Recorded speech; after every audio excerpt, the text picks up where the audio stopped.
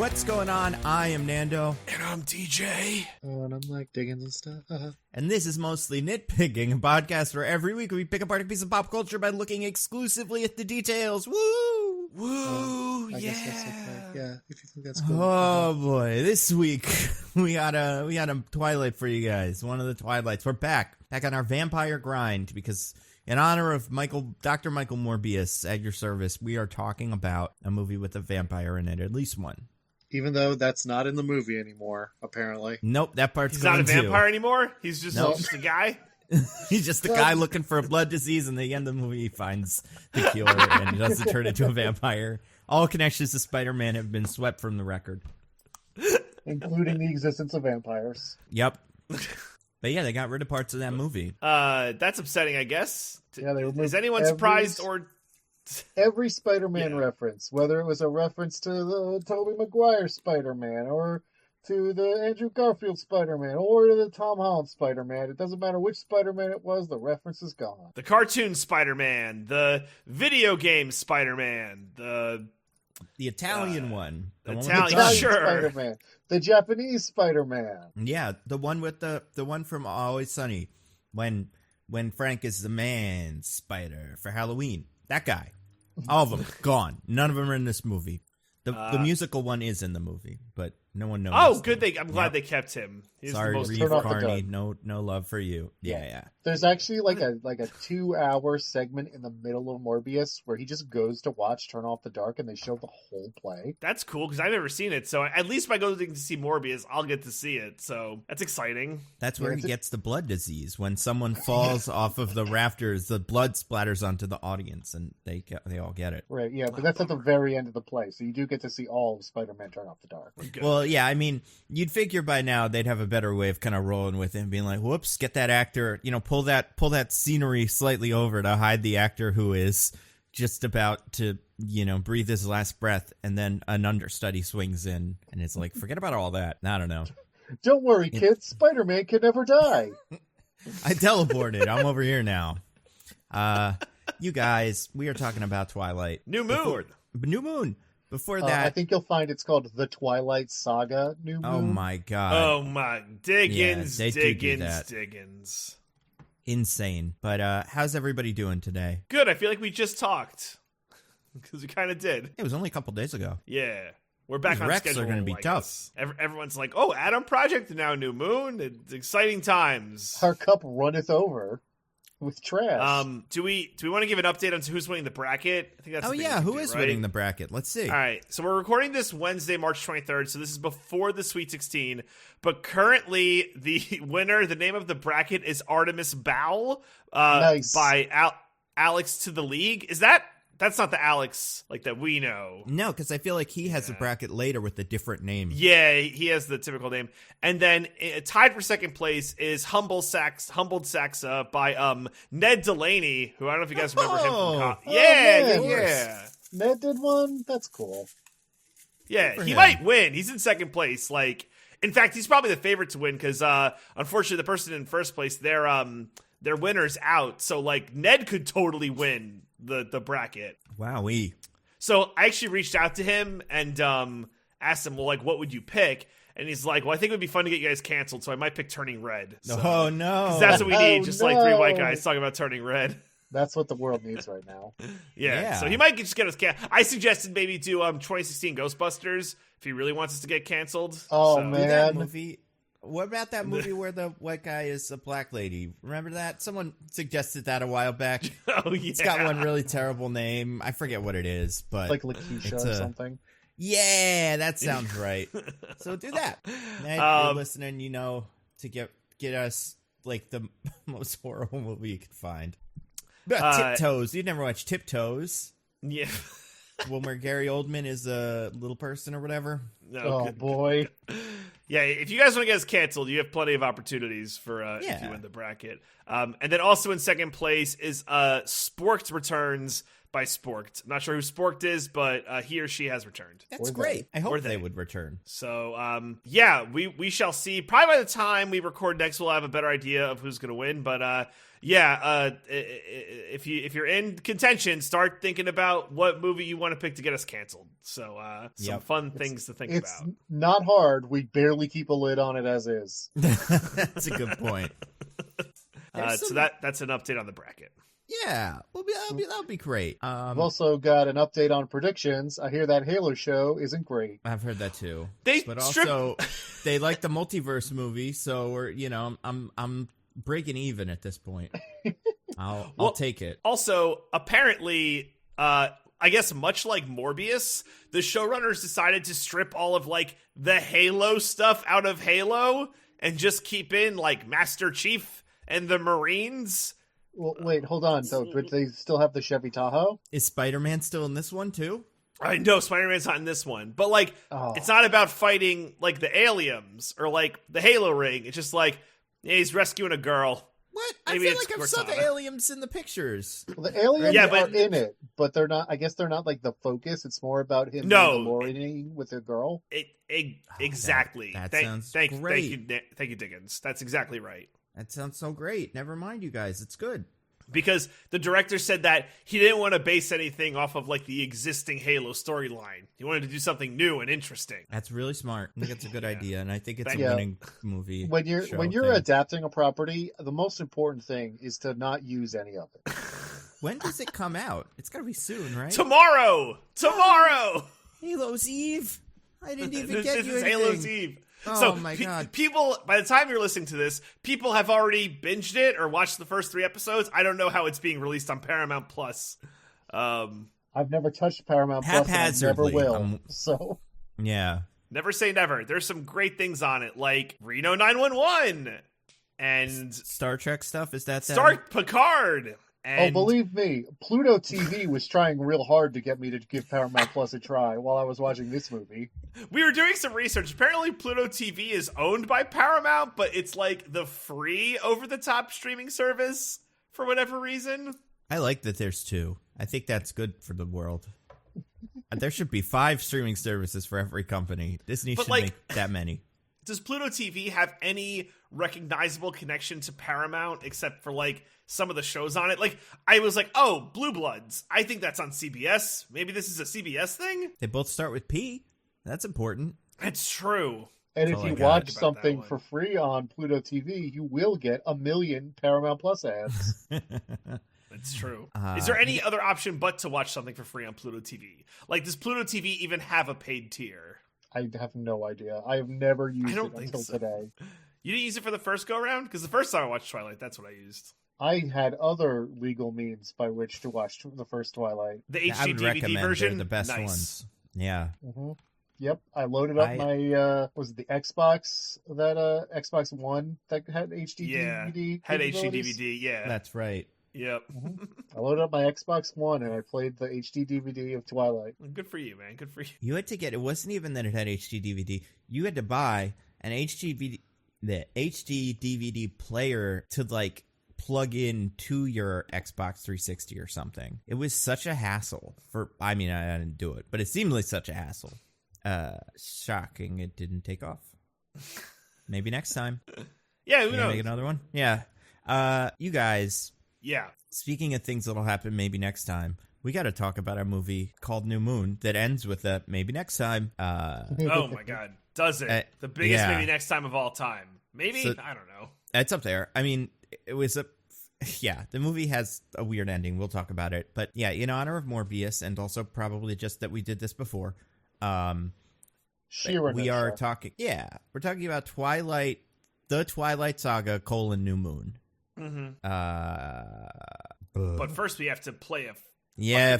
To play a game that Diggins is in charge of. Diggins, what is the game? That's right. We are playing IMDb, B as in spelling bee, our classic segment where, as you all know, every week the official IMDb shamans slaughter a fully grown deer, pull out its entrails, and then lay them across their sacrificial circle so that they can read the will of the gods in the entrails, which spell out to them the summaries of all the movies that have come out since last time they performed the ceremony.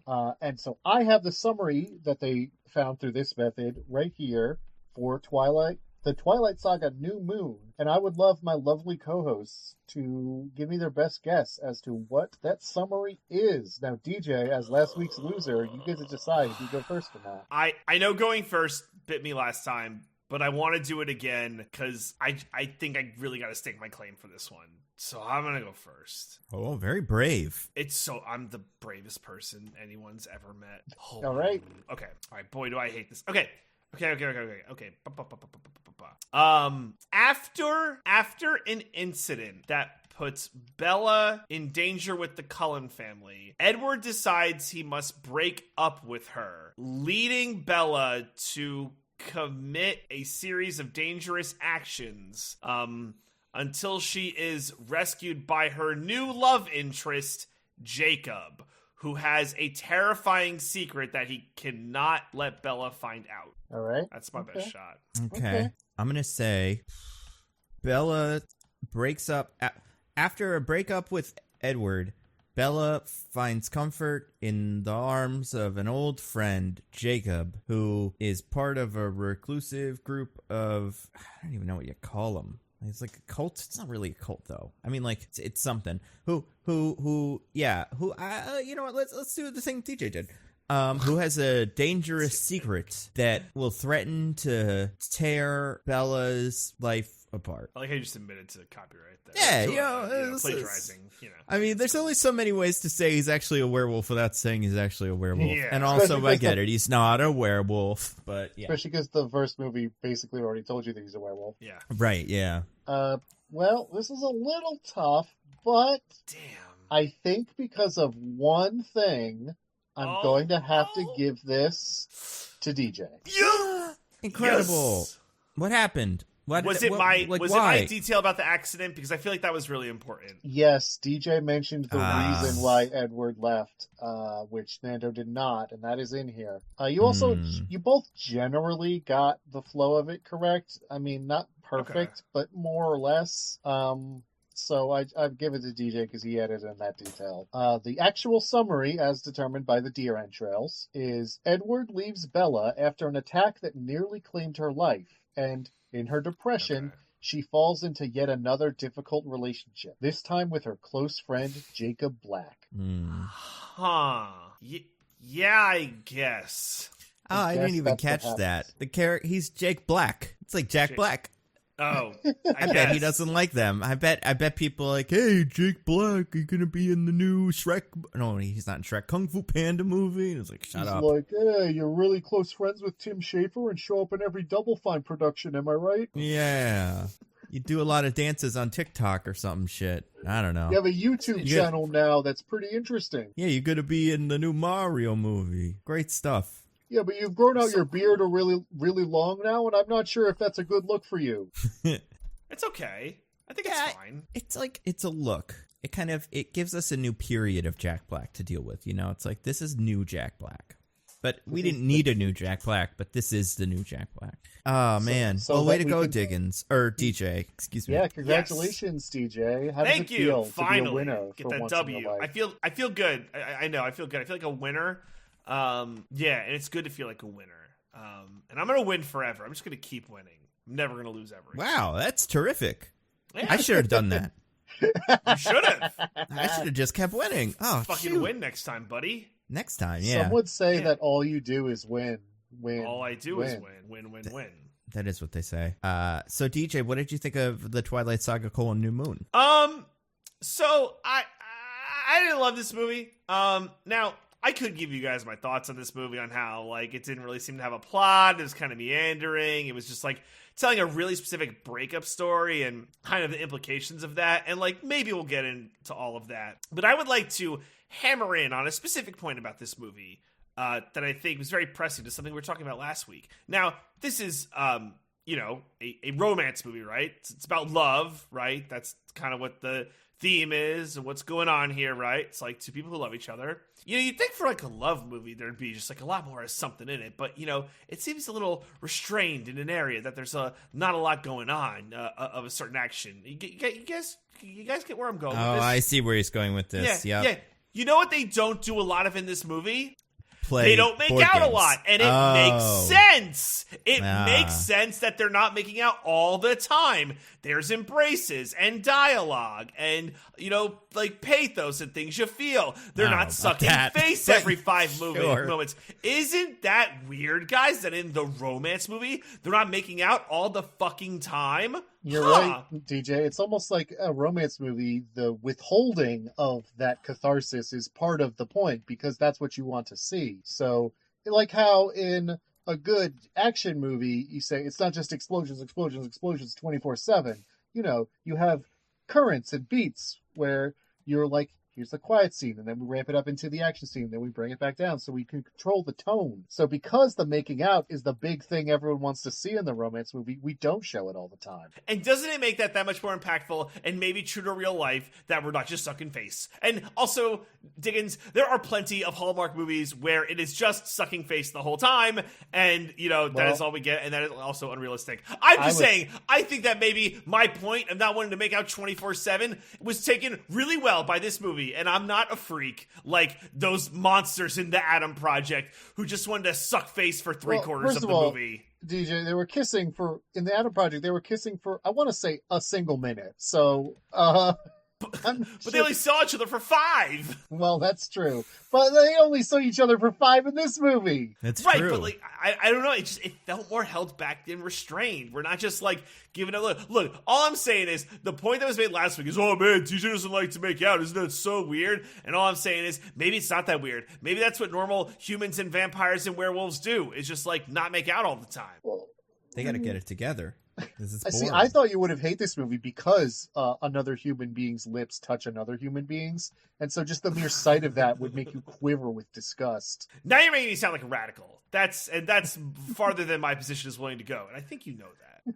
I don't know. That's what it sounded like last time. You were like, oh man, when my lips touch another person's lips, I just become overwhelmed with a wave of nausea. My head spins. My eyes are bulging out of my head. It's, oh God, I can barely stand the dizziness.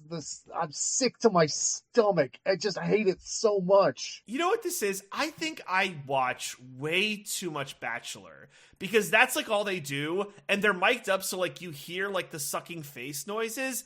And it's just become such an irritant. So maybe this is in a small way destroyed me. And maybe it's showing me something maybe this might be a big way. Healthy. How about small? In a big way, this is a big deal for you. Yeah, now you refuse to ever kiss your wife. It's been a huge rift in our marriage, and I gotta figure out a way to bridge this gap. But regardless, I will cede my time for now. And yeah, I thought this movie was okay. I didn't love it. Bella was too sad, and her relationship with Edward is borderline toxic.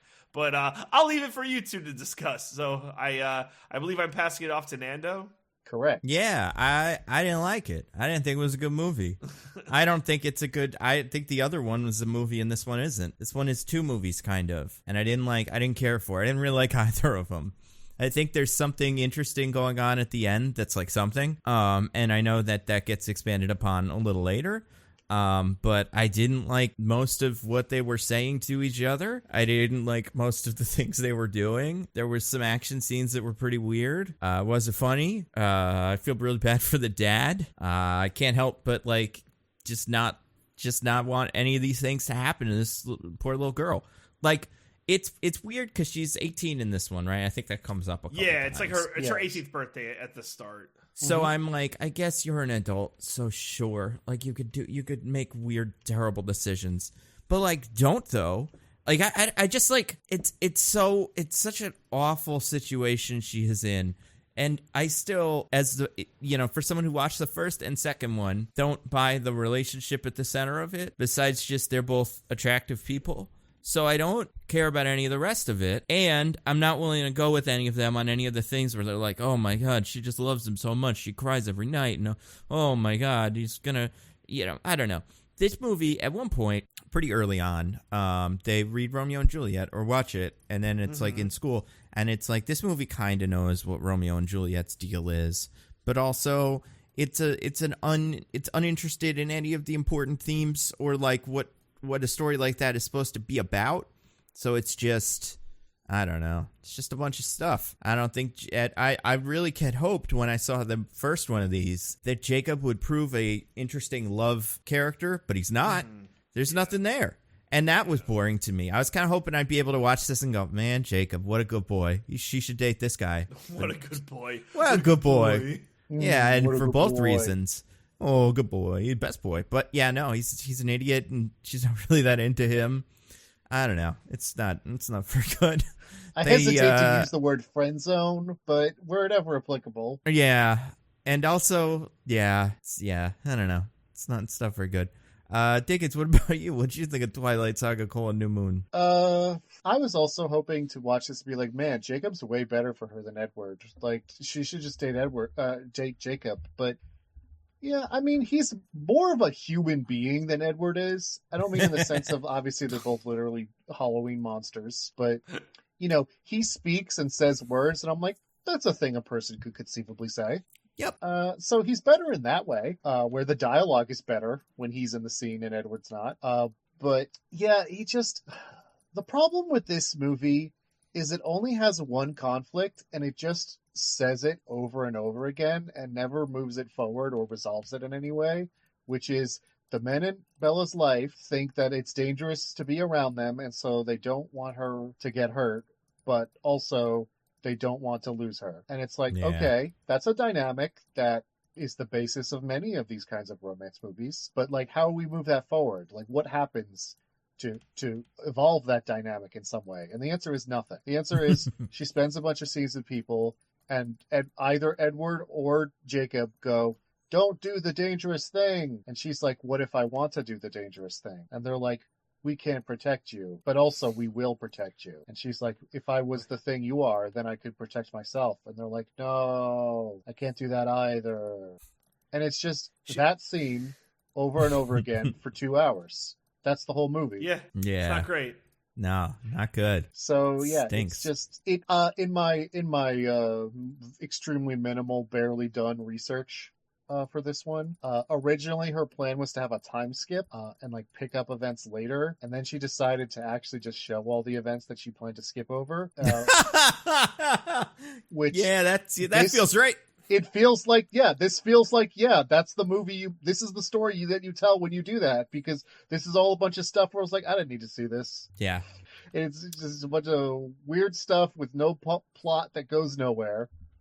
May I play the role of devil's advocate here? Yeah. Certainly. Let's see what you got. I watched with my wife, Michelle, wife. Fan of these movies.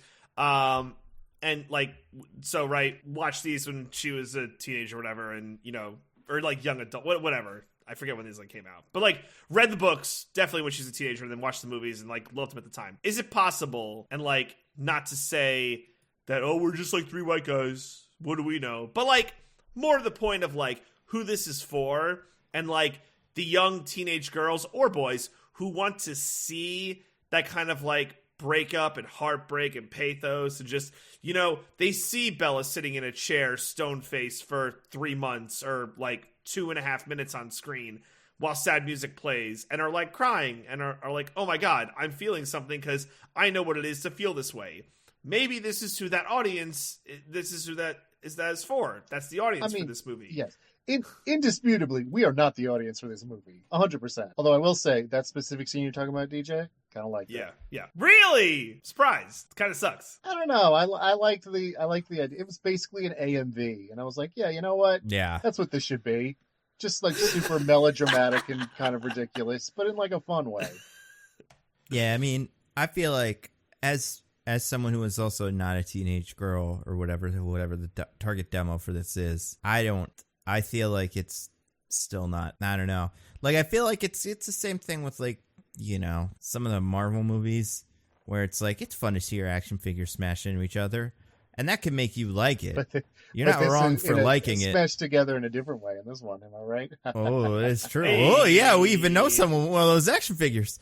But even if you don't do that, there's still a good version of that and a not good version. I think this was pretty boring. I feel like I've watched enough. Like I even think compared to this, the first one is better than this. Like at just being something. Sure. This one's it does feel like treading water, and like It's long, and as far as ideas, it's got a bunch of ideas, none of which it wants to do anything with, like, or none of which it wants to do anything with yet. This movie also feels very cognizant of, like, we're gonna make 2 more after this. So we're going to do a little bit of the stuff with the Italy ones, but not that much, because we want to save a lot of that for later. And that's boring. Like, because that, for me, that's the most interesting. Partially just because I don't think the Jacob character works, but the Italy stuff is the more interesting. Is it Italy? Yeah, it's Italy. Yeah. Right, yeah, the Volterra. It's Volterra, Italy, I think, is the name of the city. Okay. So, like, all that stuff is more interesting for me, and just because it has the movie's single interesting character, so when we start doing, or, you know what, it has 2. So when we start doing that, I'm like, oh yeah, this is a better movie than that other one I just watched. But then it's 20 minutes and it's over. I don't know. Yeah, I feel like there's good versions of a teen romance and bad versions, and I feel like this one's just kind of meh. But hey, listen, if you're out there saying, like, I love this movie, I love this series, you know, I thought it was so romantic when I was a teenager, or whatever makes you look fondly back on it, then hey, go with God, whom Edward apparently believes in. Yeah. Right? I don't understand that. What's going on with these vampires? So this, everything about this makes a lot more sense when you realize that it's doing that thing that a lot of super religious writers tend to do, which is they never mention it because it's just an implicit assumption, but everyone in the movie is super religious. Yeah. I mean, it totally makes sense when you look at the Cullens as, like, the way they're treated as some sort of little cult that lives in the woods and, like, they're all dressed in white, and it's like, oh yeah, they're, like, you know, some very religious little cult thing. I guess, like, yeah, I don't know, this movie, I don't know, where do we start with this? I took notes. Bella hates her birthday. Yeah, don't get me gifts. I mean, it makes sense because she doesn't want to get old because she loves Edward so much. I get it. Like, yeah, but also, I mean, very, very clearly drawn in the very first scene of her dream. Like, that's fine as a plot point. You know, it makes sense. She wants to be a vampire. He doesn't want to turn her one. She's scared of growing old without him, and he's still going to be a young, beautiful teenage boy forever. Wait, hold on a second. Now I'm thinking about it. The first scene is that dream. That dream also has the Italy stuff in it. Yeah. Can she see the future? Is that her deal? No. Then what's that all about? Good question. But that's not her power. Don't worry about it. That's the answer. Okay. Yeah, I was confused about that. And then I thought then maybe she could, but the other one could see the future. That's Alice's power, yep. Yeah. Bella's power is she has this weird, like, shielding, blocking power. Well, she has she's a power even though she's only a human. Normally, only vampires have these superpowers. Isn't that strange? Why does she have a power even though she's not a vampire?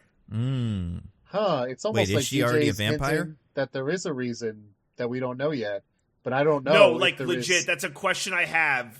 Knowing these movies, I don't know why that is. You were saying it like there was a reason, and I was like, is there? I didn't know. Sorry, I meant to say it like, hey, isn't that a huge fucking plot point in your whole series, Stephanie Meyer? Is it because she's from Arizona? Maybe. They have different brainwaves there? Yeah, actually, not a lot of people know this. Everyone from Arizona has a superpower. Yeah, that's possible. And you know what? Kirsten Cinema's. Like how John McCain couldn't lift his arms above his head. Oh, okay. Kirsten Cinema? Yeah, what's her power? She's too cool for all the other vampires or whatever. Oh, is she a vampire too? That would explain a lot. She likes wine. Yeah, I mean, listen, all those. Is that when she votes to not give people things, she can do a little curtsy kind of thing. Yeah. That you can look at and be like, yes, girl, slay. I mean, to be fair, all those people in Washington, they're all bloodsuckers, if you know what I mean. Hey! We have fun. Yeah, Voltaire of America, whatever we would call Ameritary. I don't know. That'll probably be in the next one. Do we? Well, wait, hold on a second. How many vampires are there in the world in this movies?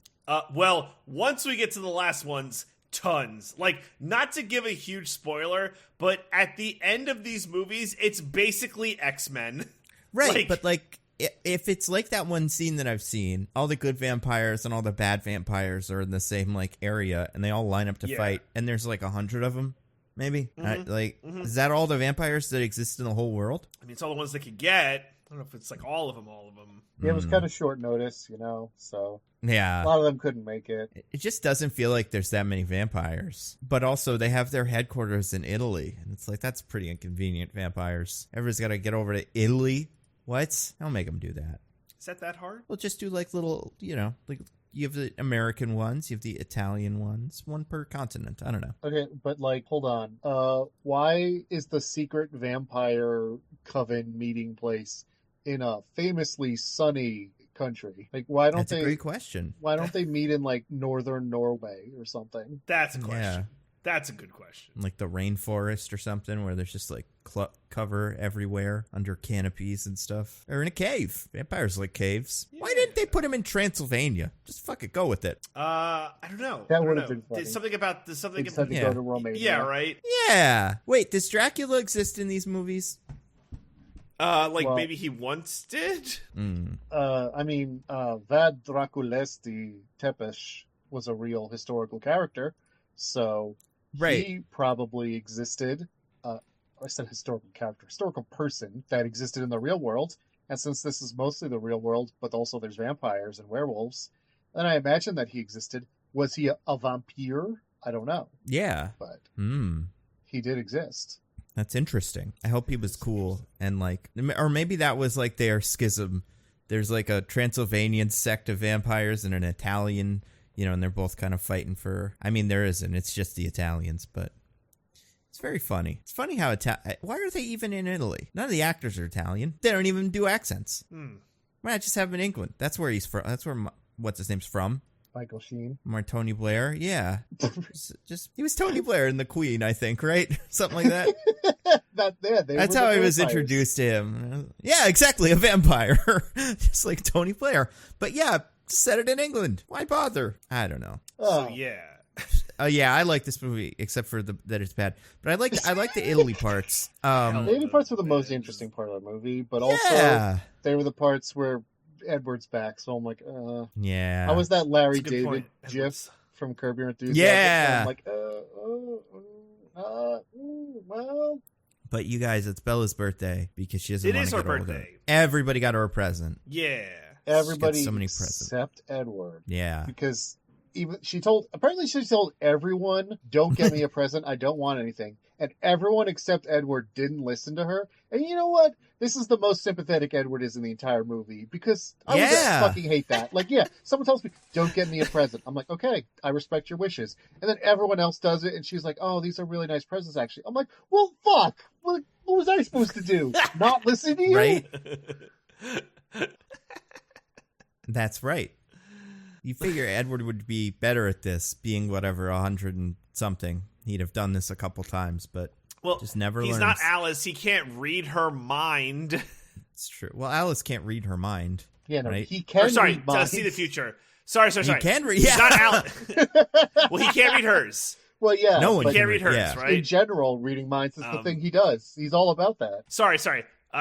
He can't. He's not Alice. He can't see the future. Yeah. There we go. Fixed it. Kick, save, and abuse. Hey, I have a question. Although, if powers don't work on Bella, how come Alice can see future predictions about Bella?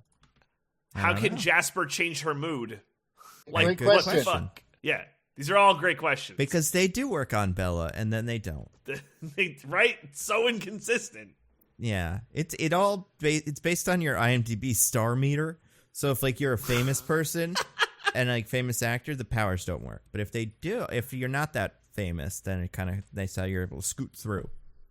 Yeah, I mean, the super tracker from the first movie, he was able to track Bella, so his power worked on her. That's true. But he's not that famous of an actor, is he? I don't think so. Oh, wait, but did Darwin's power work on her? Did he have a power? If he has a power, we're never told what it is, I don't think. Yeah. No. But also, tracking was his power, but, it's not, it's just, you could track footprints and scent and stuff like that, right? Well, sure, I get them. If the idea is that no vampire powers work on her, then what are we talking about here? What does I'm that with encompass? you. Yeah. Yeah, it's so stupid. It's very stupid. Is it only powers that work while you staring at a person and looking at them intensely while creepy music starts playing softly in the background? That's it. Yeah. Only those powers don't work. What if a vampire had fire powers and they just put her on fire? Would she not burn? Or that? Yeah. Well, We almost saw it with Dakota Fanning's character, and she was gonna say a word to make her be in pain. And No, Is she that was Dakota doing- Fanning? Yeah, that was Dakota Yes. Fanning, first of all. I That's didn't Dakota Fanning, recognize yeah. her. She was trying to do it. She was trying to be like, here's the pain. I'm doing it because it's all mental. You could tell because the creepy music was playing. But it wasn't Oh, working interesting. because Bella was immune to it. That's why Michael I was Sheen equally went, confused. Oh, cool. Okay. I'm with DJ, though. I was confused by that because when Dakota Fanning did it to Edward, she did say the word out loud, and then it kind of seemed like she was winding up for that with the Bella one. Right. She never actually said the word, so I was like, That's what I got too as well. I think but- you did it, but it doesn't count. Yeah. Yeah. So you didn't know that was Dakota Fanning? Did not recognize her. Ah. Yeah, I did like Yeah. her. She was my second favorite one. Like when I said there were two good ones I in figured there. that's who you were talking about, yeah. But didn't recognize her as a famous person. Yeah. So Bella in this movie, how much time has passed since the last movie? I don't know. It could be like the next day. I think it's a few months because Prom is the end of the Oh, first yeah. movie. And then this seems to be fall that this starts happening. So I think it's been maybe like 5-6 months, something like that. You know, prom when you're a junior. Yeah, Yeah, there's Maybe you well, do in junior Alaska. prom. Yeah, but you call it junior. I don't know. Yeah, we had a junior prom. Yeah. So she is now 8 years old, and she's been dating Edward for the last 6 months, then or whatever. Yep. Something Been like dating that. this old man who watches Yeah. her sleep. Who and they, broke into which they her room. bring up early in the movie. A lot. Where she's Oh. like, hey, it's weird that you're so much older than me. Maybe you're a creep. And he's like, ha, ha, ha, ha. And then they just move on like that's not true. Yep. That was upsetting. It's like, oh, you have a good point here. Yeah, she shouldn't date him for a lot of No. reasons, but that one too. But she does. yeah. Yeah. And I kind of yeah, I kind go of ahead, love Diggins. in this opening scene here where we're like, she goes to school and then Edward shows up and she's like, oh, Edward, I love you. Oh, I love how you could see her friends when Edward shows up. They're like, oh, Edward's here. Like, well, there goes our daily allotment of talking to Bella because all she does is hang off of Edward when he's around. Yeah, I think that's right. It's rude. But also, like, he's a weirdo. He's handsome. It seems like they've acknowledged that before, but he's also like part of the weird, cult. So no fun there. Nobody wants to. I'm sure he's like. I feel like there's probably been attempts where Bella's been like, Edward, come hang out. We're going to the movies, and he's just fucking awful. Like he's no fun to be around. So he's definitely been cut out of the friend group forever. Absolutely. I mean, there is a 0% chance that Edward is a chill hang. Yeah, exactly. Oh my god, yeah, he's the worst. Oh, he does. That's the thing with him. I feel like this character, and I understand, and people have made this, criticism of Bella a lot, is that she's written incredibly broadly, which I would generally agree with. But Edward is even worse. He is so nothing. Like he has no interests. He plays baseball. That's the most, and I think that's why we like that so much. It's just because he does the thing. Good for him. But this, he just doesn't. It feels like he just sits in the corner and waits for Bella to show up all day, like a puppy. Yeah, like a Chuck E. Cheese robot or something. Just he has no extra. There's no life. Nothing happens. Well, he's a vampire. He's a vampire. That's true. There's just no life. That's a good point, Nando, because I do genuinely love the one, like, actual personality detail that Bella has, which is that she loves her big dome pickup truck. Yeah. She does love that pickup truck. She does love that pickup truck. And I also I like that about Jacob, that he does a thing. He has a hobby. Great. Yeah. But no, someone has something they like. I didn't talk about this when we did the first movie, but I love that you get the scene where her dad gives her the pickup truck that Jacob's dad fixed up with him or whatever. And you expect her to be like, oh, a pickup truck. Oh, I'm a teen girl. This sucks. Everyone's going to make fun of me. But she's actually genuinely like, oh my God, this is incredible. I love this pickup truck. I'm like, oh, okay, Bella, maybe you do have a personality. And no, she doesn't. But for that brief shining moment, I thought she might. And we do, we got a little bit of it in this movie where people are like, pickup truck isn't great. And she's like, fuck you, pickup truck is cool. Yeah, love my pickup truck. I'm happy for her. I'll fucking end you. Yeah. Hopefully the pickup truck survives to the end of this. I'd be really upset if one of the vampires picks it up and throws it into a lake or something. Well, maybe like killing Hedwig in one of the Harry Potters. Maybe at the end of Supernatural, the car will get to go to heaven and the gay people won't. Is that what happens in Supernatural? Yeah, it is. Don't you worry, Diggins. There's no gay people in this movie. Don't even think about it. Oh, God. Not even the shirtless guys who hang out together in the woods. That's the true. shirtless guys who wrestle each other and hang around all the time. Always without shirts. Listen. I'm sure we could find a scene from fucking Epic Movie or something where the joke is they're gay or something. Sounds like what would happen in those movies. Yeah, this is a real low-hanging fruit. But it is, these are very... Hey, listen, all I'm saying is if Sam and his cult are actually like a gay poly, community, good for them. Genuinely happy for them. I'm glad that they can find each other. Not a joke. Diggins, you're joking. I understand. Yeah, stop joking. I'm reading between the lines. Like when Bella asks for not birthday presents.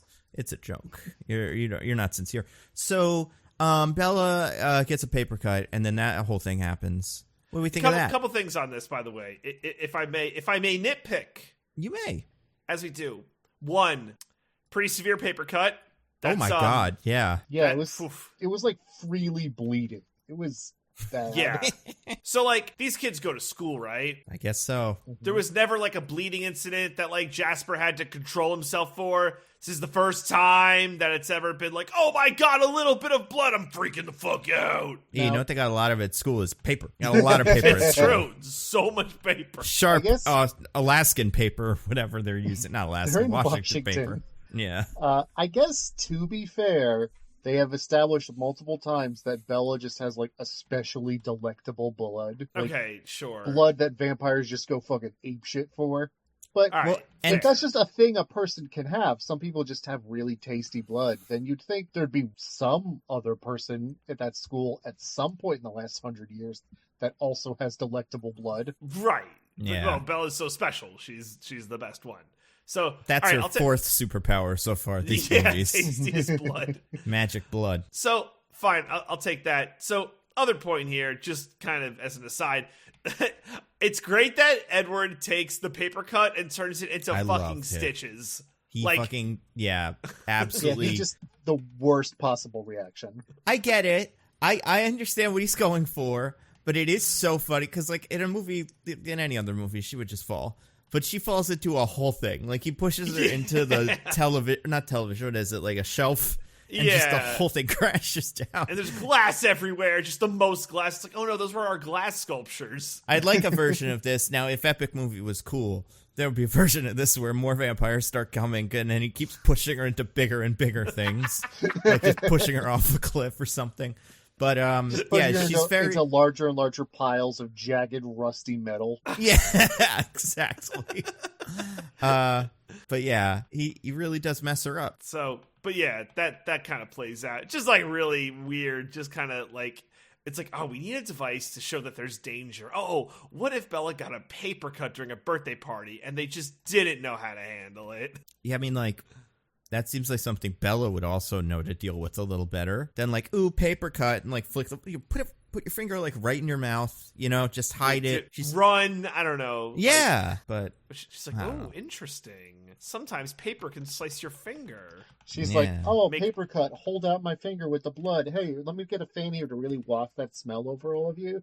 Yeah, I gotta squeeze his finger just to really juice it like a fucking lemon. I made sure to wear a low cut shirt today, so my neck is really nice and open and exposed. I pulled my hair back, so it's not covering it either. I get it, Diggins. You're gonna blame her for what she was wearing. She was asking for it. Woke. That's Listen, right. All I'm saying is, if you know you're going to a vampire house and you want to be respectful of their desire not to eat you, you wear a turtleneck. That's right. Just have her in a bubble, like. Oh yeah, like those things that people went on dates with during like early days of the pandemic. Yeah. Went outside in those little bubbles. I also feel like I don't remember how much of this there was in the first movie. There was some, I guess. In this movie, we get a lot more of that weird, like, speed up, slow down fighting, and we get a little bit of it here where, I don't know, Sluggo, the new vampire kid, is like, I don't remember his name. I remember the rest of it. I'm getting used to their names now. Jasper, that's right up there with Jasper's like trying to get her, and he like does like a little speed move, and then someone else does it. I didn't care for that. I don't like it. No, it doesn't look good. I don't know what it is about it either. Don't worry, I think part of it is. It won't be the worst effect in the movie. It's true. Yeah. But I think my problem with it is just like, it's just all the things they're doing aren't that impressive, right? So it's like he like turns around before someone gets him. But I don't know. It's just not. It's not cool enough or fast enough, and it just is. And then Bella breaks up with him, or not breaks up with him. Gets broke up with him. Yeah, he's all sad. Leaves her. He's like, the Cullens are leaving because we've been here too long, and you're not allowed to come because I don't love you or whatever. Yeah. I got another nitpick here for you guys. So he goes, people are getting suspicious of Carlisle. He looks 10 years older than he's supposed, or he looks 10 years younger than he's supposed to be. People are getting suspicious. I'm like, that's not how that works. I'm not like, oh my God, J-Lo looks 10 years younger than she's supposed to be. She must be a vampire. Yeah, when you get to like 20 or 30 and you haven't aged, then it might be like, yeah, this is starting to look suspicious. But 10 years, I'd be like, wow, Doc, you look great. Like, great skincare routine. He knows what's up. Whatever you're doing, it's working. It feels the like kids this would would be the ones, much right, bigger. Like, I agree. Like, are we sure? They're the problem in this scenario. But also, no one cares, I guess. Assuming they enrolled them in high school when they came back, like, they couldn't have been here 10 years, right? Because the kids are still in high school. I don't know. Unless they blow off all their homework to do cool vampire stuff, so they keep getting held back. Right, yeah. Like, Edward does make it, like, kind of clear, like, that he's been, like, lying, but, like, I don't know what parts he's been lying about. It's, like, layers of lies. I mean, it just goes to the idea that the high school part of this makes no sense. They shouldn't be in fucking high school, man. The guy can quote Romeo and Juliet, like, backwards. Like, yeah, he doesn't need it. It's not fun for him. I don't get it. Drop out. That's what I'm saying. Kids, if you want to be a cool vampire, drop out of high school, you know? I mean, I think that's that what tracks. Say. Yeah. If you want to be a cool vampire. And as discussed last time, as far as I'm concerned, if you can be a vampire, go for it. Just no downside. I mean, so she's really into that. And everybody is like, I don't know, maybe not a great idea. And she's like, nah, I do want to be a vampire, though. Actually, everyone except Edward is like, yeah, being a vampire owns, and you should do it. There's one member of the Cullen clan also is like, I wish I hadn't been a vampire. Oh yeah. I like she her. has a crazy backstory, though. We skip over that super quick, where she's like, yeah, I wish I wasn't a vampire. I was like, do you want to talk about that maybe? I know we're kind of on the Bella thing right now, but that sounds like the fact that you don't like your current existence feels like something we should talk about. But no, Does it make you feel better that... We're just going to pass right over it. Cool. Okay. See ya. Diggins, would it make you feel better if, like, we get there? I mean... Like, it would still make it really weird that no member of her family wanted to talk to her about that after she said it. And immediately after that, you got the more kind of bro-y one, give her a big hug, like, it would be cool to be a vampire, Bella. Like, you should ask your sister about that, but I don't know. Sister/girlfriend. Oh, right. Yeah. Girlfriend. But, I mean, they are also siblings. It's weird. It is cool. It's very cool that they do that in normal. We're huge fans. Huge fans. So they break up, kind of. Yeah. By the way, you know how they say, like, break up in public against, like, you know, in case anything, like, happens? Edward's like, nah, I'm gonna break up with her in the middle of the woods, where people have been kidnapped. Oh, yeah. Disappearing. Well, we haven't talked about that. I honestly thought that was the same one from last year. Like, when they did that in Twilight, there's all that, like, chatter of, like, everyone's being killed by something in the woods. Yeah. Every time you turn on TV. And they do that again. And I'm like, same story? We still talking about this? But well, it turns out different you're right, thing. Nando. It is the same thing. It's just new murders by the same thing. Yeah. It's a new sensation. Sweeping the nation. It's dangerous. Yeah. Yeah, the murder rate in Forks seems crazy high. Yeah, they need more than that one cop who's Bella's dad. They gotta get some more people on this. Yeah. And it's not even like a Gravity Falls situation where people are like, there's just so much strange stuff going on. We can't make heads or tails of it. Just like, never mind all that. Everything's fine. Yeah, there's a bunch of people that are just regular people, like Anna Kendrick, who just have a life and live here. And just every so often, 3 people, always 3, get brutally murdered in the woods.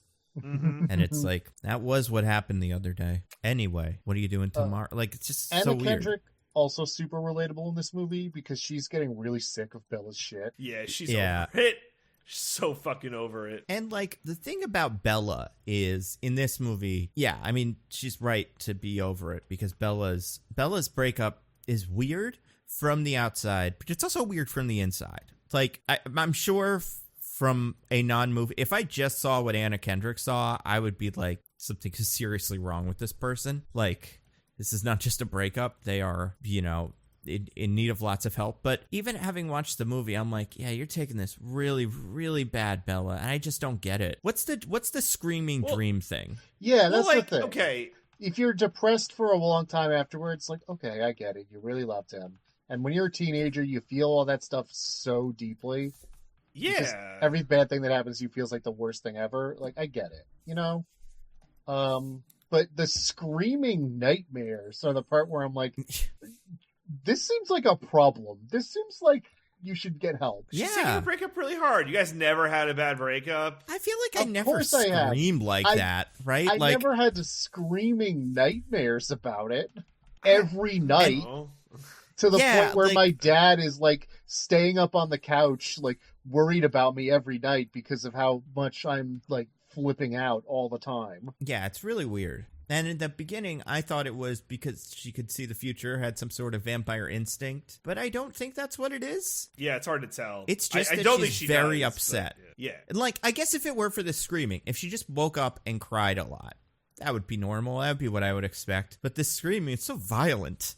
Like, it's very strange. But so then she hangs out with, she goes to the movies or does she go to the movies or does she just go shopping? She goes to the movies with Anna Kendrick. They see a zombie movie. Oh, right. Because Anna Kendrick has to be like all clever. Yeah. Like, oh man, the movies reference themselves. They're so lame, aren't they? Very cool. Very cool. Yeah, had some real Merovingian vibes, right? Like, these movies, they are ridiculous. I am How dare you try I to summon the Merovingian with such a... Oh, he's here! Oh, he's here. He's here. Merovingian as an Italian. I cannot believe your impression of me is veiled. I'm sorry. I can't do French, Merv. Have you seen Twilight New Moon? Of course. I have seen all of the movies. I have lived forever as a program. How could I not have seen every movie? Especially one that I can use to talk about with all the women while I am trying to convince them to give me a Dan Aykroyd. That makes sense. That makes sense. But you probably hate it because it's like a franchise, right? And franchises are bad? That's true. All franchises are bad. I especially hate when they do the thing where there is a final book, but they decide they do not have enough money, so they divide the final book into 2 different movies. Ridiculous. You should have no less than 1 book for every movie. That is my firm stance. Hey, you guys have some vampires and werewolves on your team, Merv. Yeah. Kind of, maybe. So that's cool. You can only see them as vampires and werewolves if you play the video game, but yes, they are. Take our word for it. They are all secret monsters. Is there a French version of the Valteri? Yes, the Voltero. Oh, how are they different in any interesting ways? Yes, you see the Voltero. They meet in Brittany, in France. This is the Northwest. They wear their robes look like crepes. The crepes, the classic French food. Delicious. Yes. Did they roll up like little crepes in them, or did they just wear them like normal robes? Do they all look like little burritos walking down the street? They only roll up like little crepes when they are having a meeting. For the ceremony. Okay. It is part of their secret ceremony as a vampire, yes? Very cool. Yes, and their leader cannot read minds, but he can jump very high. Oh, that's cool. Important. He can't fly, but he can jump very high. If he got like a I don't know, like a glider, he could kind of glide. That is true, if he jumped high. So that would be like Avatar, he could get a little kite. So that's handy. Do you think you guys could take the Italian ones if you didn't fight? If you both are on opposite sides of the woods or whatever will happen in the 4th one of these? There is nothing that a vampire can do to me. I am a program. That's true. I have no blood for that they can drink. I am invincible to them.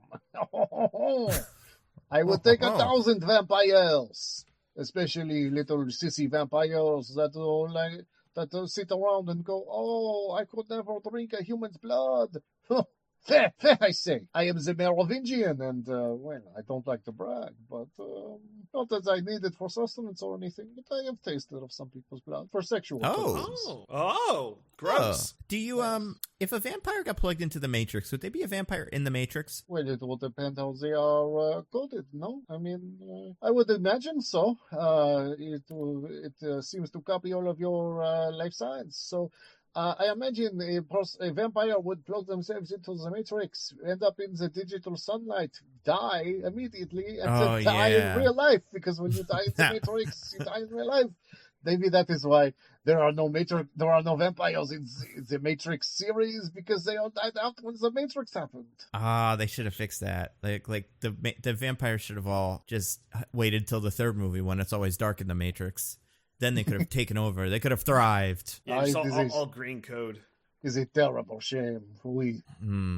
But it's okay Merv, we still have digital vampires, since they are a part of my crew. Yeah. They could maybe come into the real world as little ball bearings guys, like in the new one. Yeah, remember that? Yeah. That was interesting. New Morpheus. So you can have fake vampires of ball bearings fighting real vampires. Ooh. I feel like the ball bearing ones would win, I guess, but maybe not. I don't know. Again, no blood to drink. To make it this big advantage against the vampire. Yeah. I actually have one question for the Merv before we let him go. It's like, so this is something we've been talking about a lot, Merovingian, that I thought maybe you could help me out with. How do you feel about excessively making out with a woman or man? Oh my god, DJ, did you pick the wrong person to ask? I'll tell you that I just want to get his thoughts. I just want to get his thoughts on how he feels about like making out, and like if it can be done too much, almost in an excess, a glutton, if you will. I have spent a cumulative 57 years of my life making out, and 10 of them were consecutive. Oh wow, okay, so you're a huge fan. Like you love it. Cannot get enough. I love when my mouth is pressed up against something else. It doesn't matter what it is. It could be another mouth. It could be another body part. That's what when you got accused of the lipstick, she wasn't kissing your mouth, my love. So, that's right. Merv, I got one question. Yes. Merv. Mm-hmm. Who is your favorite vampire in all of the vampires? Do you have one you like the best? And you can't say your bodyguard or whatever. List that. You have to pick a vampire. Oh, that is a sexy vampire. Although you haven't seen Morbius, the living vampire, right? Yeah, that is true. It hasn't come out for you? Morbius is not out yet. It is, well, actually, I am from the future, where Morbius, the living vampire, already came out. And shoot. It really comes out? Amazing. I was worried about that. Only just came out a week ago from my perspective. Oh, no. Oh, interesting. Okay. So it took a while, but yes. What about the Flash movie? That one I am still waiting for. It is not out yet. No, they are promising that in 1 more month it will be out. Okay. No. That's a shame. It's good to promise things, I guess. Well, thank you so much for coming on, Merv. Do you have anything to plug? If they ever make a Matrix 5, I will probably be in it again. I sure hope so. I think somebody tweeted at you to tell you that I am in another movie that you might do. And also do that one. Do the one that I am in. What movie? I don't remember. Like another movie that the Merovingian is in? That one of, sometimes I am in a movie and I am not being the Merovingian. I am being okay.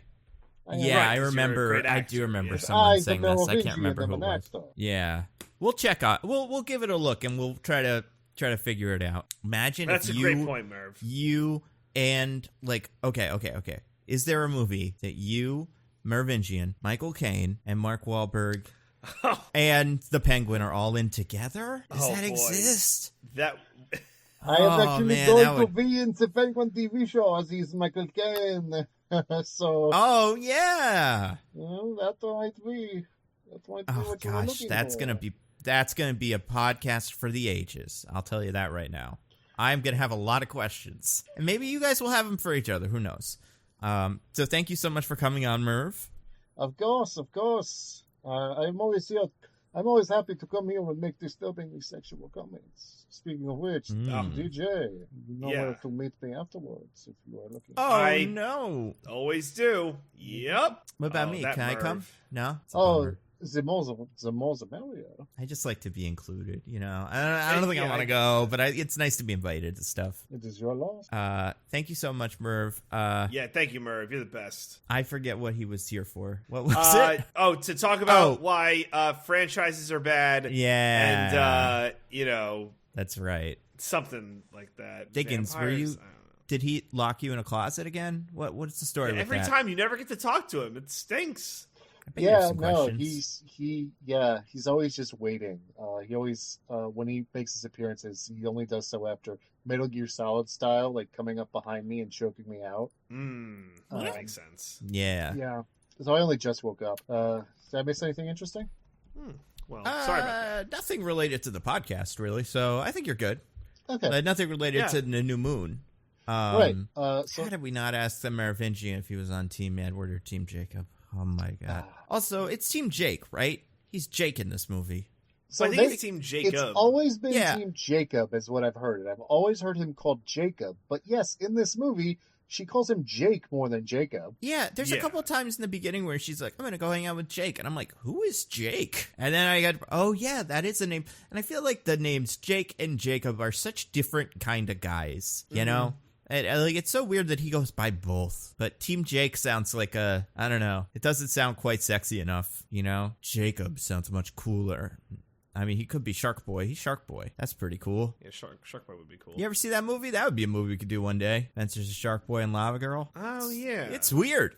He breakdances in it, though. Nice. Better than this movie. Yeah. But yeah, what about that time Bella went with those strange men? That was weird, wasn't it? Yes, that was weird. Why would she do that? Very upsetting. Because she's the worst. Yeah. Like, she's just mad at Edward for not being around, which I get, kind of. But she might get killed in that moment. She just hops on the bike of a 40-year-old man. Yeah. He'll do whatever she wants, baby. Hey, I love high school girls. I keep getting older and they stay the same age. What? Yeah, it's weird. It's being gross. So I guess the idea is so she can like literally see him as some kind of weird hallucination when which I couldn't tell. Is that supposed to be vampire powers or is she hallucinating because she's so upset about the breakup? I think she's really I think it's vampire powers. Oh, really? Oh, I thought it was the other one. I do, because later in the movie, Edward is like telling her things to do when she meets Darwin again. He's like, lie. So I feel like, I don't know, it felt like that Jacob had information she didn't have. You mean, and he was, Edward. Just another fucking superpower. Yeah. Yeah, but she can also mind meld with Jacob if necessary. Because she can, it's like this weird mix of like she gets to see him when she does these things, and also she starts to actually feel kind of, the adrenaline rush that you get when you do something dangerous. Can you imagine? I bet that guy couldn't believe his luck. How much could this possibly work? Yeah, his I wish catcalling the high school girls. I wish he'd be like, wait, really? Yeah, are you sure? Is this like a trap? I think it's a trap. Are you wearing a watch? Are you a cop? If you're a cop, you have to tell me. Yeah. Chris Hansen. Is Chris Hansen here? Yeah. And she just walks right away from Anna Kendrick. And that's when I think that should be the last straw. And maybe it is. Is she in these in the future? I have no idea. I don't know how far she makes it like into these movies. Yeah. Well, later she invites Anna Kendrick to do something. And while the other people who don't go have an excuse, like they're sick, she just says that Anna Kendrick bails. Which that's I would true. If I was her. I'd be like, last time I went to a movie with you, the movie was bad, and then you got on a bike with a 40-year-old and like left me. So why would I do that again? Yeah, it's not great. It's a weirdo. What do you think of the adrenaline junkie thing? I mean, if it went anywhere, I'd be more into it. Yeah, right. Yeah, everybody keeps. It's like a lot of this movie. Surprisingly, even though we're seeing her ride the motorcycle, it's a lot of telling. A lot of people going, Belly, you're such an adrenaline junkie. Oh my God, it's incredible. We can't even, it's too much. But yeah, it doesn't really. I mean, it kind of makes sense because it drives her into Jacob's arms a little bit, but not really, because the relationship isn't that interesting. So it doesn't feel cool. But she also meets Jacob earlier, and he has long hair still. This is before he becomes like the Jacob I was expecting. But there's a bit where she's like, look at how muscular you are, Jacob. And he's like, yep. I sure am. Yeah. Yep. Well, he So was that's like, fun. well, if you'd seen me more often, then you wouldn't be that surprising because you spend all your time with your boyfriend. And really, it seems like he's cutting you off from all your other loved ones, which is a real red flag. Do you want to talk about it? Yeah. Yeah. Hey. I didn't like Jacob in this movie. I wish I did. I really do. But He's just so much of like a wet blanket. Here's is the what I did. problem. Yeah. At this starting point, like when we're first seeing them like start to hang out and spend more time together, I did like him. I was like, this guy That's seems true. like a human being in a way that Edward does not. And you know, they do. When she talks to him, she seems more like a human being because the quality of the dialogue just improves in general. Mm-hmm. And I did like that. But then when the werewolf stuff starts happening and he starts doing more of the Edward, like, oh, you can't be near me because I'm dangerous, but also I want you near me because I love you. Then I was like, all right, so it's just more of the same bullshit over and over again, huh? Yeah. Me out. You kind of figure werewolves, I mean, so like, they're not werewolves, right? They're like something else, technically, werewolf. lycanthropes. He says, Well, but like, they transform whenever they want, right? Is that that's a different word. well, I mean, there's not like an academy in France where they come up with strict rules for what is and is not a werewolf.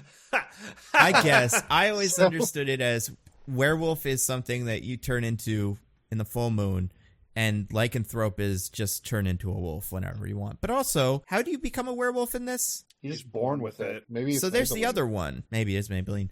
I mean, look at that hair. But he's like, I always still think werewolves, you have to get bitten or something. But yeah, it's like a passed on trait.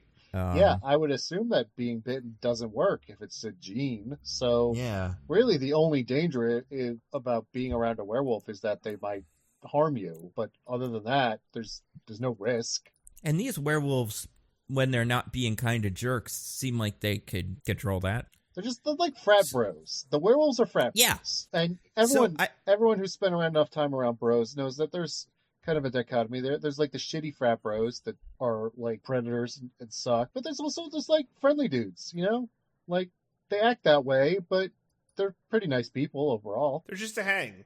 They're just a hang. So then when you get to that point with them where it's like, oh my God, we're so dangerous. I'm like, compared to the vampires, it's not the same thing. Like, it's almost like he's like, this worked with Edward, so I'm going to do this thing because that's what she's into. But Right. yeah, they're barely that dangerous. It's like a person who has a very dangerous dog Yeah. that lives with them. Yeah, he's like, if I get really angry, then I could hurt you. You mean like a person? Yeah. Like, just because you have Everybody in this claws movie. doesn't mean that's different. I mean, it's a bad personality trait. I wouldn't be with someone who would hurt me if they're really angry. But for you, it's a supernatural curse. So, like, I guess I could look past it.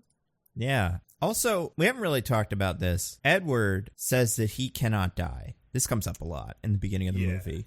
Yeah. Because he can't. Apparently, vampires in this world have none of the traditional weaknesses and just, they cannot be killed except, well, he doesn't imply that it's the only way, but he implies it would be the easiest thing for him to do. And it's not that easy. So it would still implies that it's very difficult. But the Volturi, the mysterious shadow vampire council we've been talking about, just have the mystic power to kill vampires. They're really good. Yeah, At it. so I couldn't figure this out. Is that it? Or if you is it really hard to rip your head off, but if you can do it, that vampire dies? Well, but when they touch them and with the intent to kill, they start getting those like weird cracks in their faces and stuff, right? That's true. So I That's imagine it's true. a mystic power. But that happened last movie. The guy was able to put the cracks on the skin. So, like, I don't think it's an exclusive Volturi thing. Yeah, it it seems like it's... And they did kill that guy by setting him on fire. Yeah. But yeah, yeah. These rules are not made clear. It is weird because, yeah, the vampires are unkillable because they are. They say that. And then their one weakness is head rip-off, but Volturi head rip-off. And then the werewolves are also kind of unkillable, but not really. Like, it seems like if you killed them as werewolves, they would die. And also as people, they would die, right? Like, they're not that superhuman. Yeah. But the only, like, it's weird. I guess it's weird to me that, so he is a vampire, and the only things they took from that are Drink's blood. And sunlight is weird for him. But, like, they threw out so much of the vampire mythology that it's like, why even bother? I get, it's a familiar thing, but I don't know. I was kind of excited to see what could kill him. And the answer is other stuff. Doesn't matter. But, the answer is just fuck you. Yeah. So, yeah, that'll come up later. There's a bad guy in this movie. It's the redhead again. Remember her? Is there a bad guy in this movie, though? No, who knows? There's a redhead in this movie. There's the idea of a bad guy in this movie. There is the idea of a bad guy. Sometimes that's all you accurate. need. You know? And you're like, it'll be like the first movie where you have this other vampire stalking in the background, and in the end, they come and try to kill Bella, and that's where the climax of the plot comes from. And it's like, no, we just forget about it in the last third of the movie. It's so You think weird. we had a plot? What's wrong with you? And it's a bummer, but again, it is, we switch gears to the last third of the movie plot, and I do find that part more interesting, so I'm okay with getting rid of her and all of the, Washington stuff, but it's just strange. It's a bummer for her. It's a bummer for her actress, because this is her last chance to make an impression before she gets replaced by Bryce Dallas Howard. Oh, is that my God, right? she does get replaced by Bryce Dallas Howard. I forgot about that. Wait, this character's in more of them? Yeah. Why Feels wouldn't like she they be? got bigger problems. Nothing Because who happens with gives her a in this shit? one. Yeah, but I don't know. Save her. It would be like if, in Infinity War, fucking Jeff Bridges was still around trying to fight him, and it's like, we have no, we have other shit to do, buddy. Well, we don't have time. If the last third of Iron Man was, instead of dealing with Ironmonger, Tony just went off and did a completely different plot, and we never resolved the Ironmonger plot. Yeah. Went to Italy and fought some Italians, and then came back, and it's like, oh yeah, I guess he's still there. I guess we got to deal with him in the next movie. It is very weird how in the end of the last one, it's like, and then I will take my revenge, and then in this one, it also might as well end with that. Well, and I'll get revenge later. I'm sure she changed the events a little when she decided to write it out, but this was supposed to be a time skip. We were just supposed to skip forward to, I guess, when she does try to take her revenge. But instead, we got this sequence of events that have very little relation to each other. So, you got the werewolf boys, and they do stuff like cliff jumping or whatever. Oh, I have something to say about the cliff jumping. What do you have to say about it? I would love to hear. All right, well, it's jumping around a bit, but we're here. So, okay, we mentioned how the evil vampire is lurking in the distance, right? So, at one point, she's after Bella, and they chase her, and they're like, "God, get out of here!"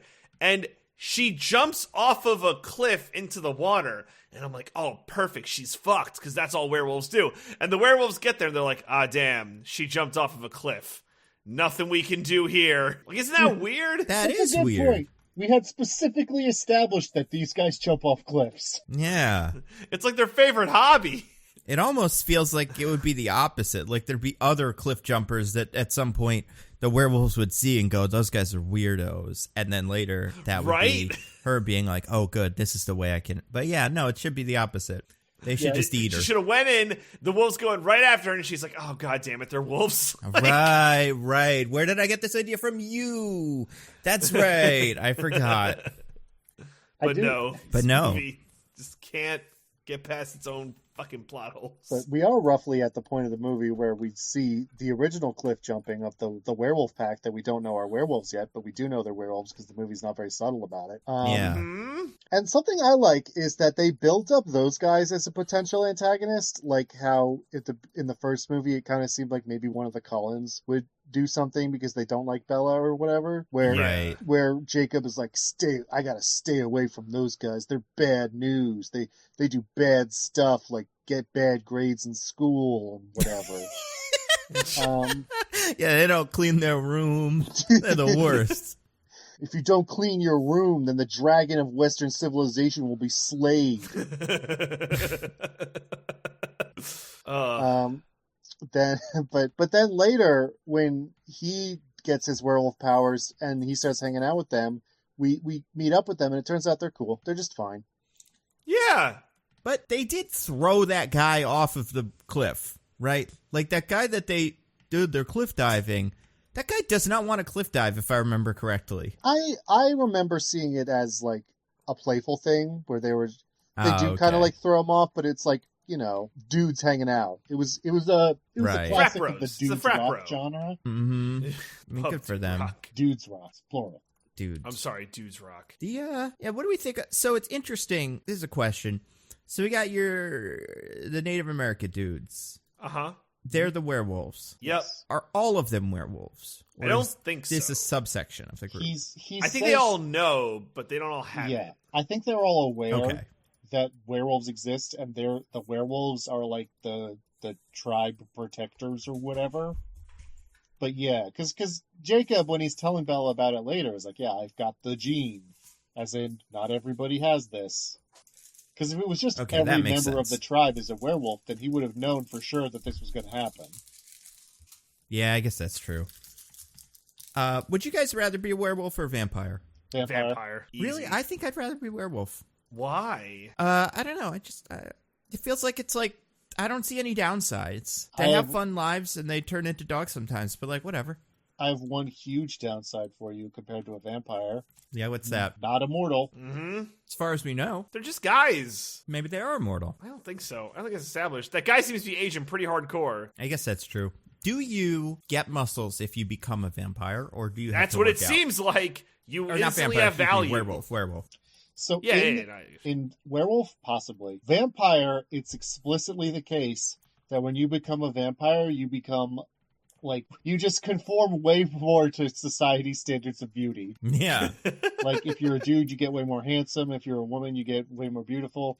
I'm not sure, because this was written by a Mormon, I'm not sure that they thought about the mechanics for what would happen if a non-binary person was bitten.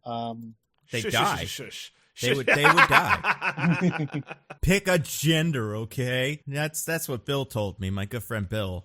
Oh, your good friend Bill? Nice. Yeah, he's got a lot of good ideas and jokes that aren't from the 1980s. So all in all, we like him and he's cool. I think I've always said that if we lost your friend Bill, then I mean that would be it. It would all be over at that point. Yeah, society be over. Especially liberals. Liberals would be fucked, dude. I mean, don't know what liberals would do. He is the old maid of like of political things. Every team is just trying to get rid of him so they can win the game. It's this very complicated situation. And listen, to be fair, this movie it's got some bad ideas about relationships too between very, very, very old people and young people. So that could kind of gel with his philosophies as well. That's but I mean, we only know for sure that he likes it when the man is young and the woman is old. Right, yeah. That's true. That's a good point. Well, that comes up in this movie, too. How old is Jacob? 16? 16? Yeah, he's like a year or two younger than Bella. Okay. Yeah. Age of consent in Washington? I don't know. Apparently. I think I don't know what we're dealing with here. If you remember the Transformers movie with Mark Wahlberg, I have a laminated card about the Romeo and Juliet law. In effect. Good. But again with this stupid Romeo and Juliet. That's in Texas, where Mark Wahlberg, the Boston man, is from in that movie. So maybe it's different in Oregon or Washington. You never know. I don't know. All I know is I have this laminated card, which is not creepy at all. No, it's cool, in fact. They should have said that line when Bella's like, hey, it's kind of creepy how old you are and blah, blah, blah. He should have been like, yeah, just like Romeo and Juliet. Like, just like throw that in there just to like really put on the skis. Is that a thing of Romeo and Juliet? Well, it's called Romeo and Juliet Law, so I assume. Oh, okay. I thought you meant right. I don't know, man. It is called that. You're right. I think the even whacker thing is later. He's like, I'm jealous of Romeo's ability to commit suicide. Like, what? Yeah, right. Yeah, this movie is bad about that too. Let's see. I don't know. I feel like the werewolves just have a better situation going.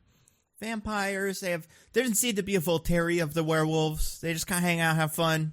It is implied at one point that if you're part of a werewolf pack, you are literally constitutionally incapable of disobeying your alpha. Oh, yeah, that's true. Which that does suck. Like, that's a bad rap. Yeah. But hey, man, nobody's perfect. But besides, I think werewolf is best because there aren't downsides. I understand Diggins' fascination with being immortal. I have no interest in it. I'd rather just be able to... Because the vampires can't, like, go to the mall. Can't have real lives, you know? Although... I mean, the Cullens seem to get by. They seem fine. We find out later in this movie that if you just wear, like, a big floppy hat and a scarf and some sunglasses, then it's fine. Yeah, just look like you're from the 50s. Like, that's all you need. And also, later in these movies, they just don't do that anymore either. They just stop glistening, so it doesn't even matter. It stops mattering entirely. But also, there's a part of me in these movies, definitely in the end of this one we see it, where, like, I don't think it would be that big of a deal if vampires showed up. You know? Really? You think people would freak out? A little bit. But, like, I don't know. It'd just be like, there's 100 people on this planet. They're all vampires. They don't turn into bats. They don't do any of the cool shit. They just kind of sparkle. Well, but sometimes Italian tour groups just get sent to be eaten by them. So, not great. Not ideal. Yeah, I mean, that makes absolutely no sense to me. I mean, gotta feed, right?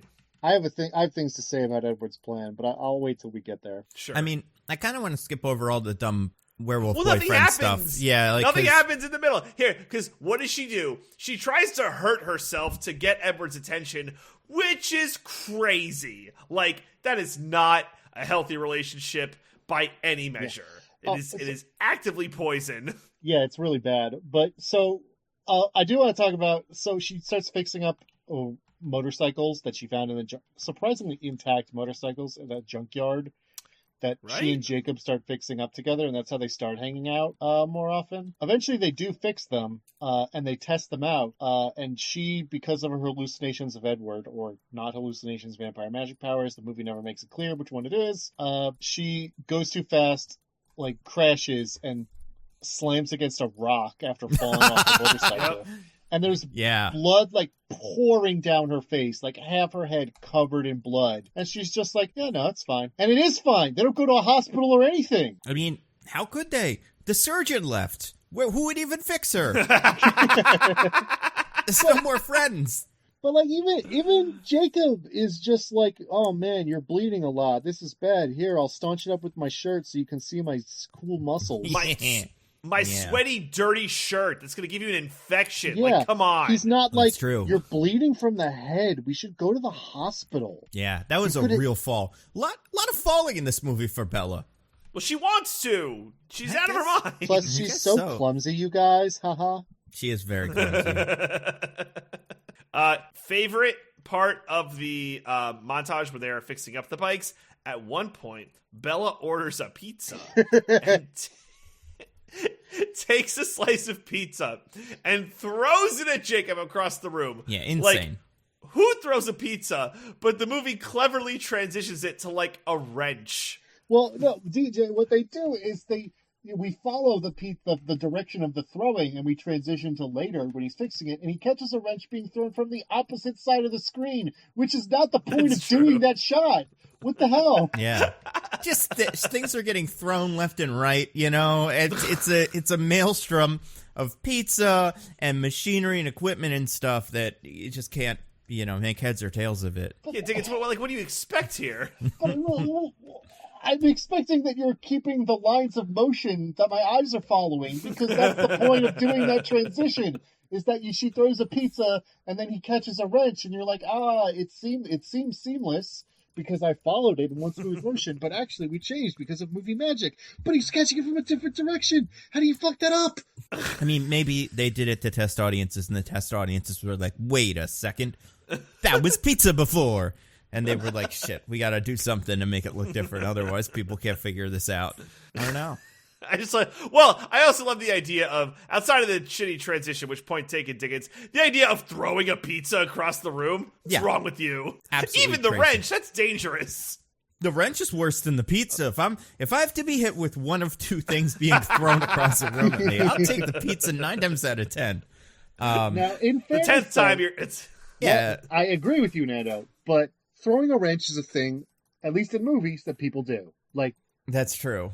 Like, if I just saw two characters, like in a Fast and Furious movie, one throws a wrench at the other and they catch it, I'd be like, yeah, that's the thing that people in these kind of movies do. But I have never in my life seen a person throw a slice of pizza. And the way she throws it, like a frisbee almost. Like, yeah.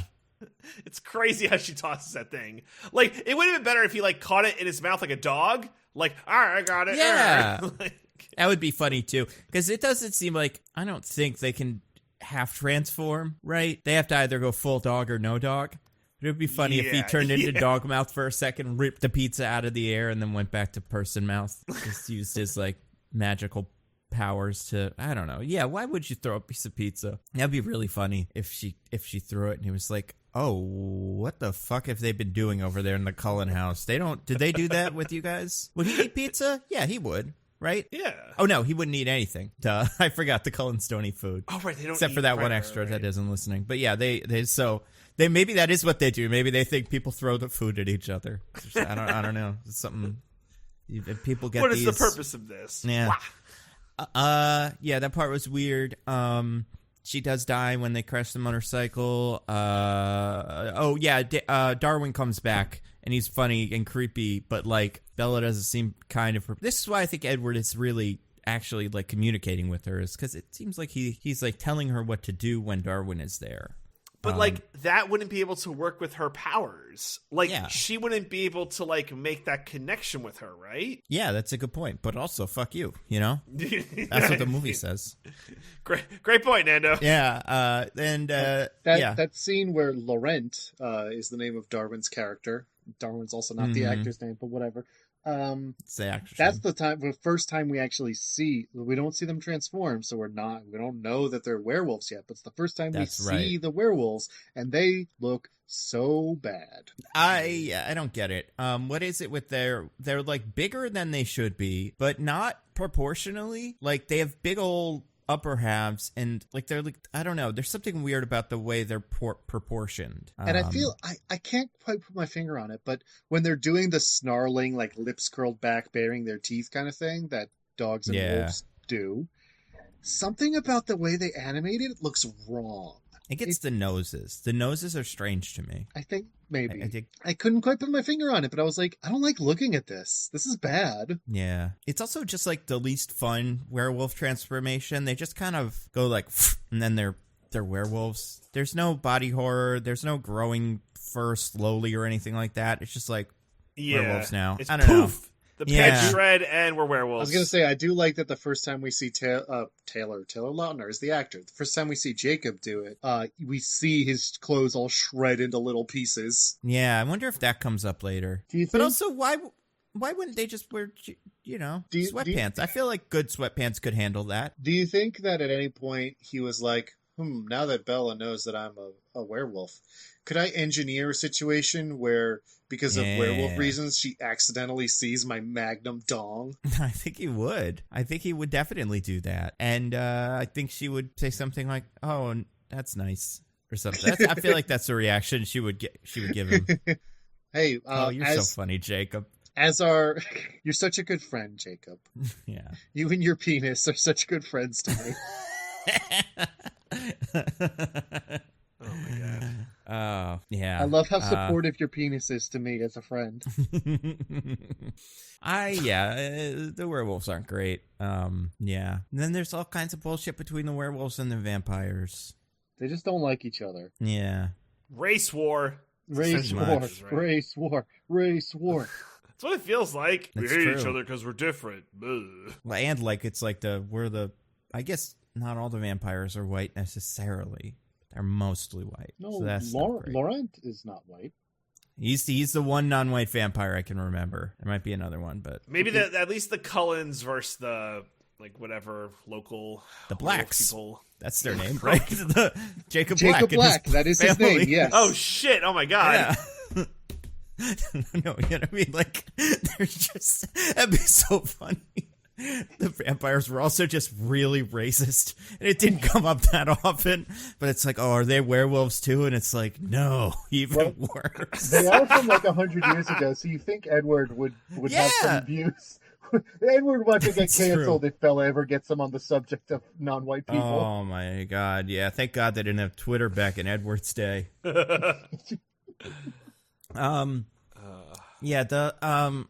So Edward is mad at her because of Werewolf. And the future one, I guess, can see the future that Bella's going to jump off a thing and be in danger. That's why she comes back, right? She saw a vision that Bella jumped off the cliff and thought Bella was committing suicide. Right. Because that's just what that's what her brother was up to, so why wouldn't that be also what Bella's doing? And to be fair, I mean, if I saw Bella, the person, just like with an uncertain look on her face jumping off a cliff, I would probably think suicide before cliff jumping. Yeah, that's true. Well, I don't think cliff jumping was the plan. If it's like, let me hurt myself, because that's her whole fucking thing. I mean, I agree that there's like really unfortunate messages here. I feel like it was going for more like, let me take crazy risks because that makes Edward show up to me. Not necessarily injuring myself, but just putting myself in situations where I could be injured. Yeah. It's still not great. It's not. No, it is great. I'm just drawing a distinction. It is weird, though. This movie manages to knock down all the bad things about... Like, he does all of them, and she does all of them. Like, their relationship is one of the most unhealthy relationships I've ever seen in a movie. Oh, yeah. He's 100, she's 16. He yells at her a lot. They all throw each other around. Everybody isolates everybody from everybody else. There's lots of... it's crazy to me that this is for children. His whole move in this movie is also just like deeply terrible as a thing to do. Where it's like he decides unilaterally, even though they've entered this consensual relationship, like, I'm too dangerous, so I'm going to go away. And like, also, I don't love you. And then later comes back and it's like, you still love me, even though I said I don't love you. That means that we should be together. And it's like, that's an abuse tactic. That's like really manipulative. Assuming that it is him doing the visions and it's not her, it's just all in her head, then it's also him being like, I'm going to leave you because I'm too dangerous, but don't do anything I don't like either. And if you do, I am going to tell you to stop. I am going to be nanny camming you for the rest of your life. Whenever you do something that I don't agree with, then that'll be mean. I do think her whole thing in the beginning of the movie is also weird, though. How she's like, I want to be a vampire, and he's like, no, I don't want you to do that. And she's like, but I do want to. It is a weird... I understand kind of in the beginning, before he leaves her, that being a situation where it's like, oh, you're not going to fix this irreconcilable difference. Yeah. Definitely want to cut this off because she wants to be a vampire, and you don't want to make her a vampire, but... Because I believe in Jesus Christ, our Lord and Savior, and being a vampire means you don't have a soul. Yeah. At least that's what I think. We actually don't know that for sure, apparently, in this movie. Yeah. I'm sympathetic to that because Bella's 100% right. Being a vampire owns, and there's no reason not to do it. No, it's insane. It's like, I mean, you haven't watched Love is Blind. This feels like one of those Love is Blind relationships where it's like, you've been together for a couple of weeks. You're not ready to go vampire on yourself. Like, it's just... True. You can't help but... I'm not saying if I'm Bella, I'm doing that because I'm committing to Edward for the rest of eternity. I just don't want to pass up my chance to be a vampire because being a vampire owns. Right. I don't think we've answered or asked the important question for this or Twilight, and it's, Nando, could you kill a vampire? I mean, because you're always claiming you could kill like invisible men and all these mystical creatures. It's could you kill daredevils. A vampire? Not one of these, right? They have no weaknesses. Like, I think no one could kill these guys except for that one guy that is able to rip their heads off. But like a normal vampire, it would be tough. But like, cover yourself in garlic and see what happens. But with these guys, it's like, I don't think you can't even do the sunlight thing. You got nothing. So I think I would lose a fight to any of these vampires. Okay. But well, good to know. I guess. I mean, you could trick them with a love scheme, and you'd have to trick them into getting the Volturi to make them want them. I could definitely make them fall in love with me and then kill themselves by Volturi. Yeah, but I don't know. I'm trying to think if I could use the future girl's powers against her because those seem like the easiest powers to like. But I don't think I could. Yeah, there's no way. If you want to see future vision powers going wrong on a person, then I have the anime for you, or certain episodes of it. It's called JoJo's Bizarre Adventure. They do some fun ones with that power. Oh, yeah. Yeah, it's unclear, too, with her, because I think her power just seems to be she can kind of see some things, and she is able to see them pretty much. Like, I couldn't fake them and plan that she would see it. The thing is, she can see things in the future. It seems like she can also see things in the present. So she's just kind of like omniscient if she wants to be. And somehow the birthday party fiasco still happens in spite of that ability. The fuck? So I she feel should be like, ooh, maybe I feel like we give her unwrapped presents. It seems like her future visions she can't control. She just gets them. But the present visions, where seeing what a person is doing in the present, she can just decide to do that. Yeah, I think that's right. Yeah, I mean, that's the best power, right, out of all of these, probably. Oh, wait till the last movie. Yeah, I mean, it even gets in this movie, better. I'm not even convinced it's the best one now that I think about it. But it's a pretty sick power. So what powers have we seen so far? There's Edward can read minds. She can see the future. Yep. Jasper can control moods. There's the super tracker ability, which sucks. Yeah, that one's bad. That's just like, Edward, I do what maybe. we all do, but a little bit better. Yeah. Then there's Edward again. Michael Sheen can read minds, but he has to touch you. Mm-hmm. And then Bella protects, like she can. Well, yeah, but that's not a vampire power. We're talking about vampire powers. Yeah, No, that is her vampire power. She's not a vampire. What? Yeah, I don't know. Like I said, when I was being sarcastic before, it's because like this movie sucks. Not that like, oh, it's some clever thing. It's like she has the power from before when she's a vampire. Right. Yeah. But we haven't seen that happen in vampire form yet, so it doesn't count for this movie. Right. As far as we know, she's just also a superhero. Like right, separate from all the rest of these guys. Universe also has superheroes in Yeah. addition to every fucking thing else. She's an X-Man. Might as well. Yeah. And then the last power we've seen is I think about you being in pain and you're in pain, woman. Dakota Fanning. Yeah. Does it only work for pain, or does it work for other stuff? Because if it worked for other stuff, yeah, we're just like, could it be like, could you say death? Like, could you just kill someone with it? Well, no. Some would say that if you experience certain levels of such sweet, tender pain, that eventually it blurs the line between pain and pleasure. Such sights to see, such wonders to behold. So there you go. So that's the best one, I guess. Maybe then. I feel like her power feels like a little OP, but a little. In terms of, like, I feel like she's the best one we've seen so far. The future one's pretty good. I'd like to see the limits of Dakota Fanning's. Like, Me if too. She says, like, explode. Do you just, like, spontaneously combust? She's like Purple Man, right? Is that kind of what she is? Yeah. I just wonder what the limits are on it. Yeah. But, yeah, it is weird that the vampires have superpowers. They're already vampires. That's interesting. Well, it's because we need another thing to build up to X3, Vampire v. Vampire. Mm-hmm. The mutants versus, who were they fighting? I guess it was mutant versus mutant in X3. And the people, but mostly the mutants. But yeah, so there you go.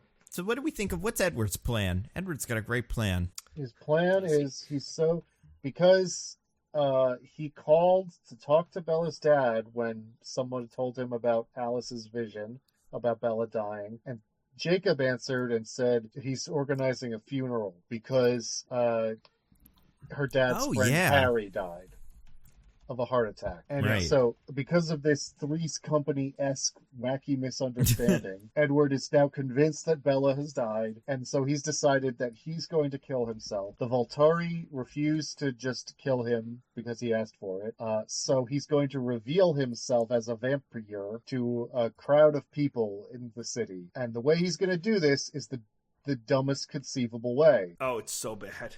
Yeah. So he's going to, at like high noon, walk out into the city square where there's a festival going on so everyone can see his glittering skin. However, given Bella's reaction to it, having glittering skin does not appear to be a trait that people think vampires have. So A, doing that would not make anyone think vampire. B, doing that in the middle of a festival would certainly make me think, oh man, some guy covered himself in glitter and walked out into the fountain. What a crazy thing for the festival. Did somebody hire this guy? Haha. It's like, not only are you doing a thing that would not make anybody think vampire, you are doing it at a time where a person could reasonably think that you are just part of things. Yeah, it's a good point. It's a great point, Diggins. Ugh, it's a goddamn movie. But it's cool. They fly to Italy and stop him. Yeah, it's good that they stop him, but with a big hug. Yep, Bella just covers his sexy that shot, by the way, was like just like for the ladies, right? Just like, here he is.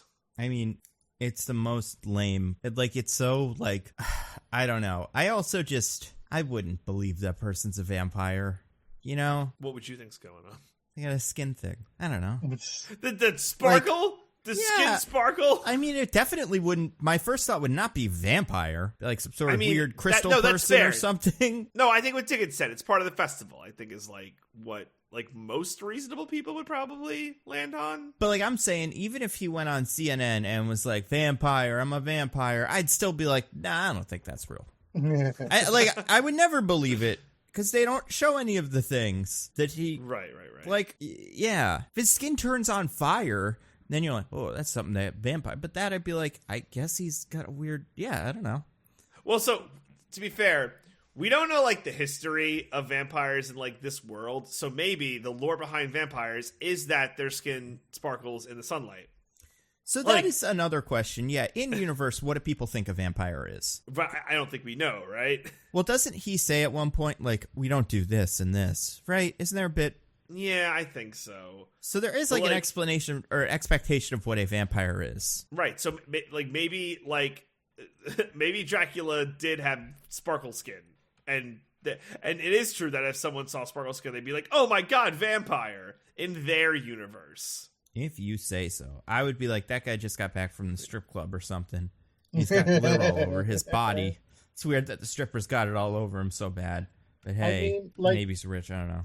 Bella seems surprised by his sparkly skin in the first movie, but she knows what vampires are, so, like... Bella's also an idiot. Like, I don't trust her at all. Yeah, I just don't buy it. I don't, like, it's like the Israel 177 movies, where it's like, the powers, when people see them, they'll lose their minds, and I just don't think they would. I feel like if any of the superhero vampires did something, that might be enough. Like if the speedy one did speed. I guess he could do speed because he's fast, but I still don't think I'd think he was a vampire. I'd think he was an X-Man or something. Yeah. I don't know. I have this problem. Like the werewolves, sure. You turn into a wolf, that is what you are a werewolf 100%. But like, yeah, I just don't. I love that. If you turn into a werewolf, there's no doubt. No doubt. That's not you are a werewolf, for sure. Like, that guy, like, yeah, it's just like, there would be a lot of debate when Edward shows up and tries to reveal his vampire-ness about exactly what that guy is doing over there and also what any of that means. Now, it turns out that city has a vampire killing festival thing. So, like, that's, maybe they're extra sensitive, but I don't know, man. I just don't buy it. So we can't agree on anything in this country, even vampires.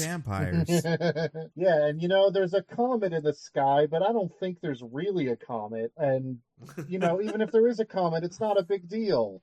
And that's how I feel about vampires. That's a good movie instead of bad like this. Just kidding. It's a fun movie. The movie's fine. Sure it is. So then at the end of this, there's a big whole deal where Bella talks to the Voltairies. And I really like Michael Sheen in this movie. I think he's fun. Okay. He's better than everyone else so far. And that's why I think he's kind of the saving grace for me here. And why I wish the whole movie was him. Interesting. Yeah. He's playing a character as opposed to like a cardboard cutout, Well, just like these guys are a thing. It's like, oh, these are the head council vampires of all vampire land. It's like these guys are the number one bosses, right? Yeah, but even more than that, he's like just he smiles. He's got big eyes. Ooh, fascinating. That's interesting. And you're like, oh, good. That's how movies go. Like, that's an interesting thing to see. But I get it. I get it. And I guess it's interesting too, because like the way that these vampires, and I guess part of it's not annoying, but like vampires in media are usually big and exciting and dramatic and blah, blah, and these vampires are super like muted and they don't do much and they just they're pretty quiet and morose. And so seeing a vampire that actually seems like what a vampire is like, it's like, yes, this guy, Bella, this is your real future husband. Forget about Edward. Look at this guy. He's fun. He's got a fun face. I don't know. I mean, it seems like a lot of them are right, but just like sad about the vampirism. But the Voltaire are like, yeah, being a vampire is kick ass, man. And yeah. They're right, and they should say it. And they like that they have the superpowers. They're like, when Edward tries to kill himself, they're like, nah, your superpower's way too good. We need you. It's like, what for? What are they? So what? Live in, like, Washington until we need you to read someone's mind? Yeah, I mean, I did find that interesting that they're like, your power is too great. We cannot let you die. We forbid it. So. Well, they did after that. They're like, hey, we know you're sad though, so you stay here with us. We can use you. Yeah, that's crazy. That's got to be like being offered the CFO job on day one. How do you not say yes? He should. The only thing he cares about is Bella, DJ. It's love. Well, cool, I guess. Didn't you leave Bella yourself? Shut up.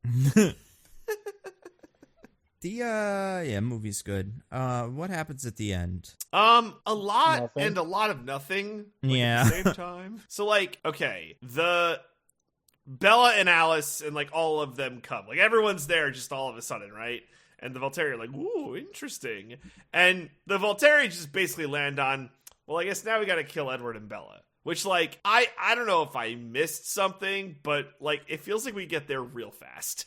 Where we're just deciding to fucking... We said we weren't going to kill Edward, and now we are going to kill Edward. Bella knows too much. I thought it was they were killing Bella, but not Edward. I couldn't remember. Yeah, they were going to kill Bella, then Edward tried to stop them, so they were killing him. And she was like, Right, no, don't right. kill him. You'd kill me like you were going to. And they're like, all right. But then Alice says, we're going to turn her into a vampire. And the crazy reasonable Volturi are like, oh, okay. Yeah, that's fine then. Yeah. She's going to be a vampire. That's cool. Should we do it right now? No. We'll take your word for it. See ya. We're very trusting. Well, also, it's like, she doesn't just say that. I mean, she kind of says that, but she's also like, it happens in the future, so it does happen. So then you can't have killed her now. And he's like, I guess that's true. And it's kind of like, is it though? And you can read minds, right? So check. And then they're like, nah, take it on faith. They just believe her. It's nice. We know what's up. They're like weirdly reasonable. Yeah. For now. For now. We'll wait for the heel turn. I thought you were going to say for Italians.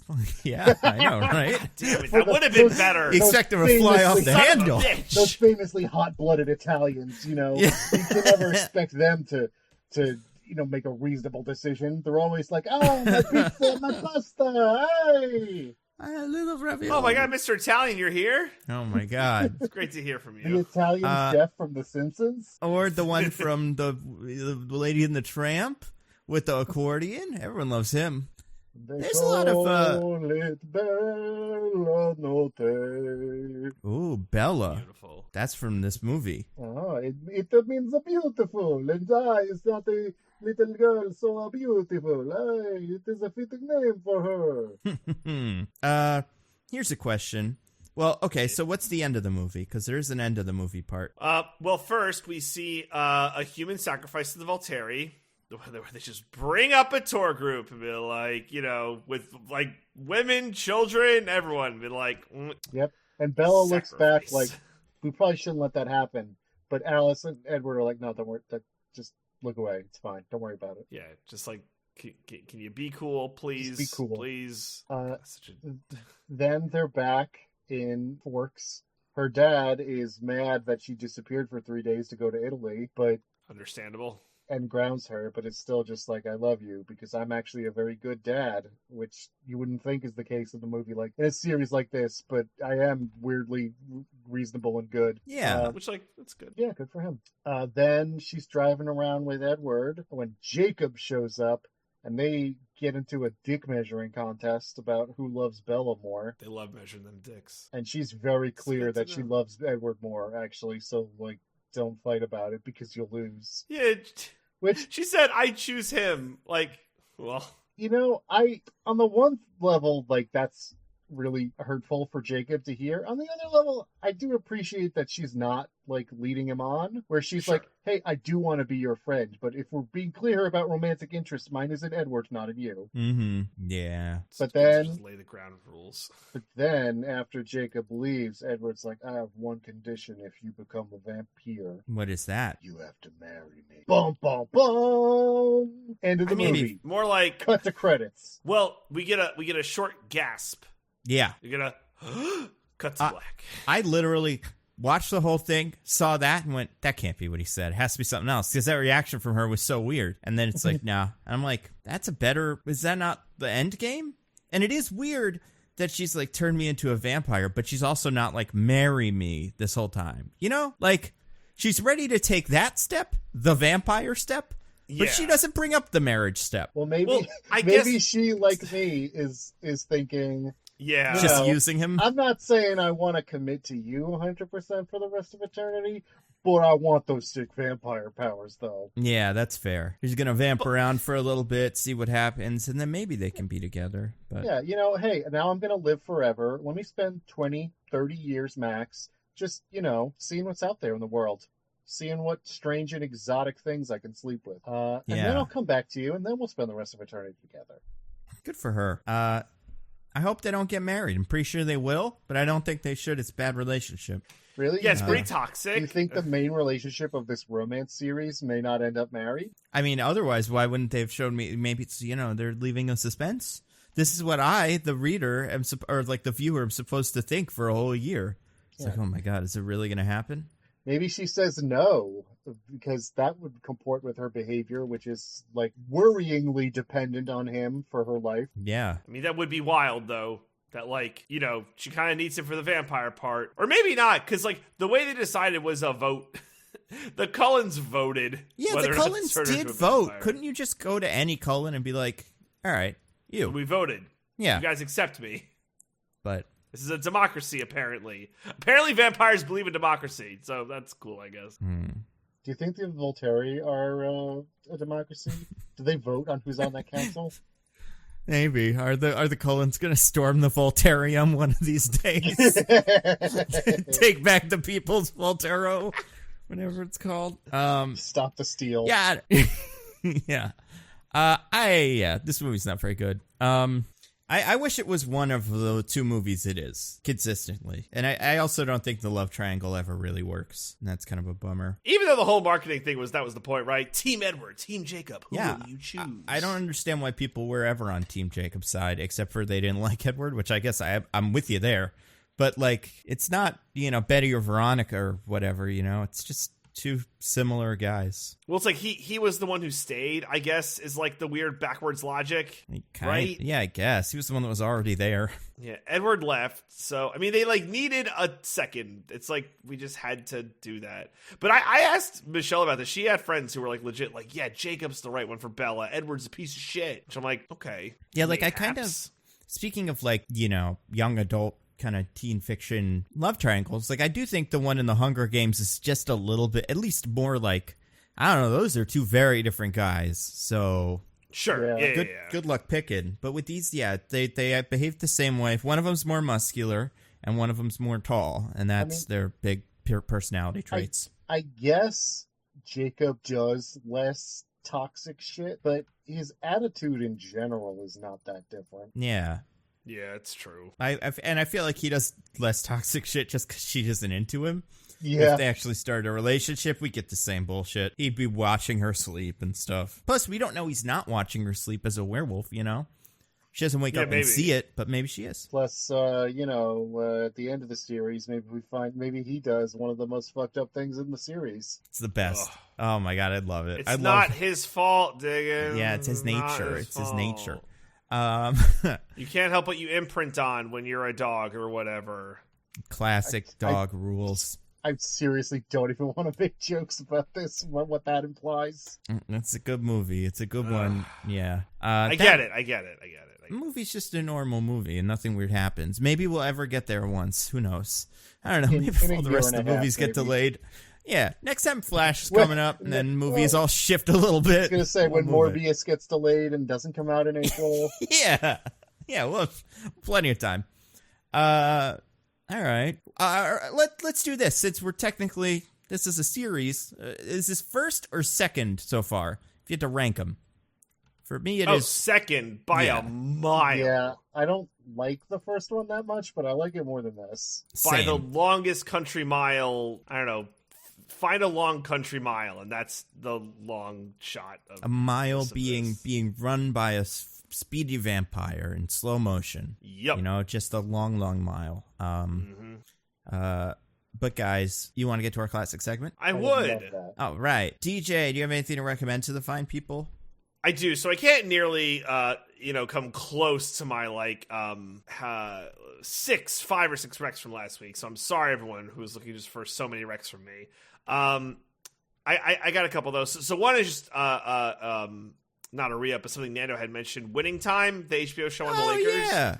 I started watching it. I love it, Nando. You're so right. I knew I would love it. The only thing that strikes me about the show that's weird, I don't get the whole Jerry West angle. What do you mean? How they're making him the most miserable, sad person who ever lived. Yeah. I mean, was he like that in real life? Maybe he was just I don't know. Maybe that's what was in the book, but I never like knew that about Jerry West, that he just like hated life and was like the most miserable person. Like I knew he was like the MVP for like when he lost, and that probably sucked, and like he only won one NBA championship, and he talked about how he wished he had won more, but like he's like a miser in this show, and it's only weird to me because like Jerry West is alive, he's able to watch this, so like wouldn't he be like, this show is ridiculous, like that's not me at all? I don't know, but that is a weird thing. I'll give you that. Yeah, but I like the show in general. I think John C. Reilly's brilliant. I imagine. Do you think he's just? I'm sure he'll have some sort of redemptive arc or something that'll make it like cool. I don't know. I don't think so. I also like really like how they're doing Kareem. Like I think they're like really taking to heart to like what his like his belief system was back then, and trying to like portray how it's like this is just so different from how the rest of LA, well, at least the rest of like, probably basketball was at the time. So I think it's just like a really clever show. And if you're into sports, the Lakers or sports history, I would definitely recommend it. So that's really good. The other recommendation I have, and I hope I'm not stealing yours, Nando, is Coda. I really want to recommend Coda. You are not stealing mine. Great. So I've watched all the Oscar movies but 3. I haven't watched Power of the Dog, King Richard, or Licorice Pizza. I've watched the other 7 Best Picture nominees, and Coda is easily my favorite.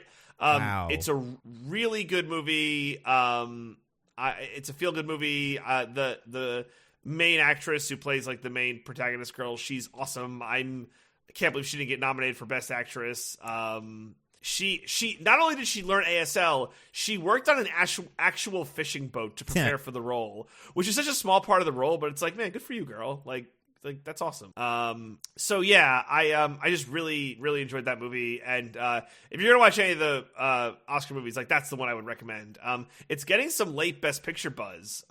So it's totally possible it could win Best Picture, especially in the ranked choice world we live in of Oscar voting. So yeah, we shall see. But it's gonna be Don't Look Up, the best one. Oh my god! Otherwise, everyone is a bad person for not liking it and appreciating it. Oh my god! Those are the rules. Those are the rules. Says Adam McKay himself. He said it. Winning time zone, Adam McKay. He knows. I know. Just stick to what you know, which is like doing sports. Historical stuff. Yeah, whatever. he knows sports and finance, and yeah. Yeah, right. And that's it. That's his lane. And also stick to books. Stick to movies that are books instead of your own thing. Yeah, that also well, helps. Actually. So yeah, that Coda's my rec. Really, really, really enjoyed Coda. So yeah, it's on Apple TV Plus, which like may or may not be a tall order. If you've never had it, it's the easiest thing to get a trial for. Like if you own like any PlayStation, I think they'll give you like a 6-month trial. Like our trial we got just because like our TV had it. Like we were downloading like the like Disney Plus update, and it was like Apple TV 3-month trial. And we're like, all right, fuck it. We got shit to watch on Apple TV. So, yeah. Apple TV, man, it's got great. Severance, which I love. Macbeth, very good. After Party, Central Park, people like that. Ted Lasso, obviously, is very popular. There's a lot of stuff on there. It's a good service. Like, not like great, but like, it's a surprisingly deep roster of good content. I also just love the idea of like Apple is this like multi-billion-dollar like corporation, and like they have this like weird Sundance indie darling movie in like Coda, but like it could win Best Picture, and like fucking Netflix is still thirsty for their first, but like they're just gonna come in and eat Netflix's lunch, which like I just find hilarious. That is funny. But again, Don't Look Up is going to win because it is the best one. Right, so. It's the best one. And like if you don't acknowledge that, you hate the environment and the world. It's like you were eating a bunch of coal and not eating it, turning it into fire, burning a bunch of coal. No, eating it and then farting it out. Plastic straws. I don't know what people do these days. I'll be honest. I watched Coda. I had to cut it at 15 minutes. I couldn't do it. I have a real hard time. Yes, I cannot watch people sing in movies where it's supposed to be like, oh, she's a really good singer, you guys. She's actually a good singer. Really? Where it lingers on him. Yeah, couldn't do it. It was an interesting movie, and I liked the parts that weren't the singing, but there is so much fucking singing in this movie. I mean, that's kind of the point.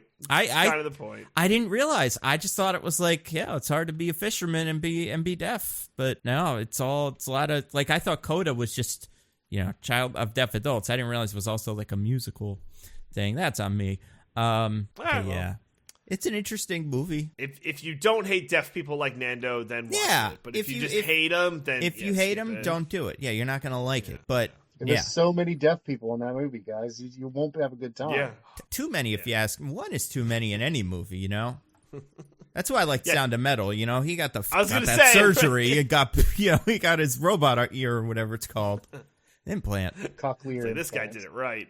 Yeah, that movie was cool. I liked Sound of Metal. I did too. Yeah, this one's fine too. This one's good, movie. But also, yeah. All right, well, those are my recs. Mm-hmm. Diggins, what you got? You got anything to recommend? Well, speaking of Oscar-nominated movies that feature a person using sign language, I watched a very short, quick little movie called Drive My Car. Is it short? How long is it? It's 3 hours long. 3 hours. Oh, okay. Well, no, not good to know. And you gotta watch it twice to really get it. Much like disagree. What was the movie in reverse? Memento. Memento? No, the recent one. Oh, Tenet? Yeah. Tenet. I disagree with go ahead, DJ. Diggins. I don't think it's that difficult to understand. Is it good? Do you like it? I liked it a lot. It's a very quiet, slow, kind of contemplative movie. So if that's not your thing, then don't watch it. But if that much like a Mr. DJ. Much like a Mr. DJ Chapman. Do we do last names here? I mean, you call me by my last name, so that seems fair. It's out there, man. It's out there. People can find me if they want to find me. Well, Diggins, your name, like Mario, is Diggins. That's your first and last name. And DJ is DJ Diggins, and I'm Nando Mario. I literally think on the bracket, it's like D Chapman is my frickin' like bracket thing. So yeah, it's out there. No, it's fine. What are people going to do? Steal our identities? You can have it. Yeah, right. It's already out there. Yeah, good luck. All right, somebody's paying my student loans. That'll make them happy. Anyway, so Drive My Car. Drive My Car. It's a very, like I said, it's a very quiet movie, but I found it very moving. It's very much about these two people who have suffered these like profound losses and have this grief and this guilt, but they just won't confront it or express it in any way. They put up these facades and go through motions that allow them to avoid dealing with it. And it's just kind of this very, very slow motion, indirect breaking down of those barriers for these two people in a way that is, I don't know. Like I said, I found it very moving. Yeah, I don't want to say too much more because I don't want to like talk about what happens in it too much, but it's very good. It would help if you're familiar with the play Uncle Vanya by Chekhov. Yeah, apparently. So much. I would almost call it required reading. I don't think so. I've never seen the play performed. I know what it's about, but I didn't feel like I needed to have seen it before to get what was going on. But yeah, it's a great movie. You should, if a 3 hour long slow movie about grief is something that you think you want, absolutely do it. It's a great one. How many high school girls singing is in it? There's no singing at all. Oh, now that's a movie I can get behind. I still won't watch it, but I already like it more than Coda. There's no high school girls in the movie, although one gets referenced at one point. Oh, never mind. Can she sing? Unclear. Doesn't come up. I'm not willing to take that chance. But I appreciate it. I appreciate the try. So Drive My Car and Coda. Yeah. Wow. How amazing would it be if I also had an Oscar movie to rec? Do you? Belfast? We're talking about Hell Belfast? No. I mean, I'm sure I wouldn't mind Belfast, but also I didn't watch it. I'm not gonna. I've tried. I really did try to watch some of these movies, and I don't know, just couldn't do it. I did watch a movie. Story, a game. Man, there it is. A play that Nando famously loves. It's his favorite play. Guys, send Nando all of your West Side Story GIFs, clips, everything. He loves that play. Yeah. If you can edit that play down, ones, edit he it won't just mind to those. a 30-minute clip of like whatever Tony's first scene is, and then immediately he's dead, and then the movie ends. That's my favorite version of West Side Story. I don't need to see any of this dancing shit. Just a real bummer. Speaking of Romeo and Juliet. Speaking of Romeo and Juliet, yeah. I have not seen that. I've watched some scenes. I think it's fine. Everybody in it is talented except for that one guy. But I did watch. I feel like I watched something, but I don't know. It's only been a couple days for us. So I guess I'll rec something I watched again that I thought was interesting. I watched, and I don't think we've recommended this before. I mean, we've talked about them as something that we do watch, but Channel 5 recently All Gas No Brakes, formerly known as, put out a video about the truckers. He spent a whole, like, I guess, week in his RV following them from, like, I don't know, Oklahoma to D.C., where they were planning to do their protest. Have you seen this, DJ? I have not. I'm assuming, Diggins, you don't watch this guy, do you? Nope. Okay.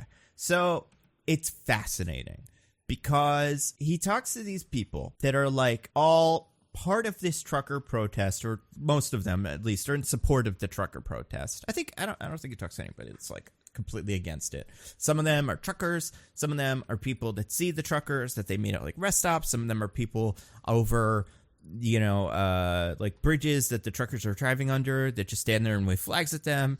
And it's really interesting because there's so many different kinds of people there. And some of them are nice, and some of them are, real out there. And, like, some of them are there because they think that their Earth is flat. But some of them are there because they're just like, I can't fill up my car to do my farming. And this is my protest against that. Or some of them are like, all the stores left my town because the oil shut down. So this is my protest against that. And it's just really interesting. Because, I don't know, there's just a lot of different people there. And then the organizer is a big old grifter, probably. And they go to a cave at one point because it's also like, a silly little trip of them all just going around. So it's very funny. It's an hour long, so it's worth, like, sitting down and watching. It's like, it's not like their usual 10-minute videos, but I found it fascinating. And it both made me, it took the people that I already didn't like and made me not like them even more. But then it took some of the other people in this and go, oh, I could see how they would get swept up in this, and that's sad. So it was interesting. I hope it wins Best Picture. I don't know if it's in the running, but maybe you could take Don't Look Up spot. It just came out, right? So it would be nominated for next year. Yeah, that's true. It might be a next year thing. So what do you think I don't the even first know what Oscar-nominated YouTube video is going to be? We're so far. I guess that, like right? Nando V Movie's X-Men Casting Part 3 is all, we can that only was a hope. doozy. I can't even imagine. No, what's the first one? It'll probably be who's like making stuff that would be like, it'll probably be some, you know what? I don't know. I feel like, okay, so Lindsay's video about The Hobbit got nominated for a Hugo. Yes. I could see something like that sneaking it into a documentary category. Obviously not her, 'cause she didn't do it anymore. But yeah, like a Dan Olsen or something like that. I don't know how it would have to be distributed to like make it onto those lists, but I don't see why not. They let the fucking octopus guy win. So might as well put other documentaries in there that are better. To be clear, that wasn't a fucking for emphasis, guys. We're talking about the guy who fucked the octopus. Yeah, because he loved it more than his family. It's a really dumb movie. He loved that octopus, man. Don't shave him. It's true love. Caught him. Yeah. Listen, if you want to have sex with an octopus, go right ahead. That's my stance on the matter. If you know what? If you want to eat an octopus, go right ahead. It's probably delicious, right? I don't know. But if you want to have sex with your estranged daughter that you haven't met in 20 years because you've been locked in a hotel room without realizing it, and then have your memory wiped by a mystic woman in the woods so that you don't remember that you did that because you're so horrified, I can't recommend that. Don't do that one. Wow. We're talking about a squid, right, in that one? No, is that what it octopus. is? He does eat an octopus? Okay, yeah. That was cool. Like that movie. I'll recommend that. It's a great movie. Yeah, Charlie Brown movie. Get wrecked. Is that what happens to that? Yep, That's what we're talking about, right? Oh, yeah, I think so. It. I like that movie. It's a fun movie. All right. What are we gonna wreck next, or what are we gonna do next? Well, nothing comes out again. Yeah, we have another non-Morbius week, and then it'll never come out too. But also, we could do another Twilight movie. I kind of feel like 3 and 4 have to come right next to each other. I'm also well, it would be 4 and 5. I don't know. Oh wait, there's 5 of these? Yeah. What? Yeah. Oh no! Now I can see how Bryce Dallas Howard would kind of fill space, before the actual end game of this. Because I was just like, man, there's 2 more. That feels about right. Oh my god! I guess we could then. We could do that. I mean, there's that movie where, according to Twitter, where Sandra Bullock looks at Channing Tatum's butt. I don't know if you guys but get that ad. I gotta go to a movie to watch that. If it showed up on Netflix God. or something, I'd watch it. One more, baby. Yeah. No, for that movie. You get your movies for free. I actually have some breaking news. I canceled my A-list. Oh my God. Wasn't getting the value proposition from it, so goodbye. And just on the eve of Morbius, incredible. I really didn't time it well at all, but I had to stay true to myself. Much like Morbius. Morbius stays true to himself. And also, you also don't get to hang out with Spider-Man. Much like Morbius will never get to hang out with Spider-Man. I feel like, I don't know, we could do that one. I feel like that's a movie where you could show up on a Tuesday at 1 p.m. and be the only person in the theater. We could totally do it. I'm totally fine with that if we want to do that one. Let's give it a couple days and see if that movie takes over the hearts of millions. And if it does, then maybe we'll think about it. All right. It seems like a weird enough movie that there's probably some interesting stuff, but also there's part of me that's like, it's like a funny movie on its own. So those are frequently less fun to do these on because it's making fun of all the things that we would call it out on. I don't know. We'll figure it out. We'll put up a poll. Yeah. Or we could do the Emoji Movie, another Sony blockbuster before Morbius. So yep. That would be fair. Do you have anything to plug? DJ, start with you. Just Same Roses and Rejections. Nothing new from last time, so just check that out. We'll talk about that out next week. God-awful show, Love is Blind, where they don't do funny things. Oh, my goodness. I don't know. I liked the first 2 episodes. I really did. Diggins, what about you? I just got my usuals, my newsletter, alittleperspective.substack.com, and I stream sometimes at twitch.tv/thisisanodname. Very good. I would recommend, I have a video out that's like X-Men Casting Part 2, the villains one. It's a long one, because that's how YouTube works now, but it's fun, and next one's coming out soon. Well, not that soon. Eventually. Who knows? Maybe Morbius will be such an interesting movie, I'll never talk about anything else again. You'll become a Morbius channel? Yeah, someone's gonna. It's real good, fertile content ground. But we'll put out the poll or tweet suggestion thing, see what people say, and then we'll go from there. Yeah, and then we'll disregard that and pick whatever we want. Yeah. Hell yeah! So keep your ear to the ground. Follow us on Twitter at nitpickingpod in case you don't already. And until next week, I'm at Nando V Movies on Twitter. I'm at Zippy by Day. I'm at This Is an Odd Name. Goodbye, everybody. Goodbye. Woo-hoo. Bye. We love you.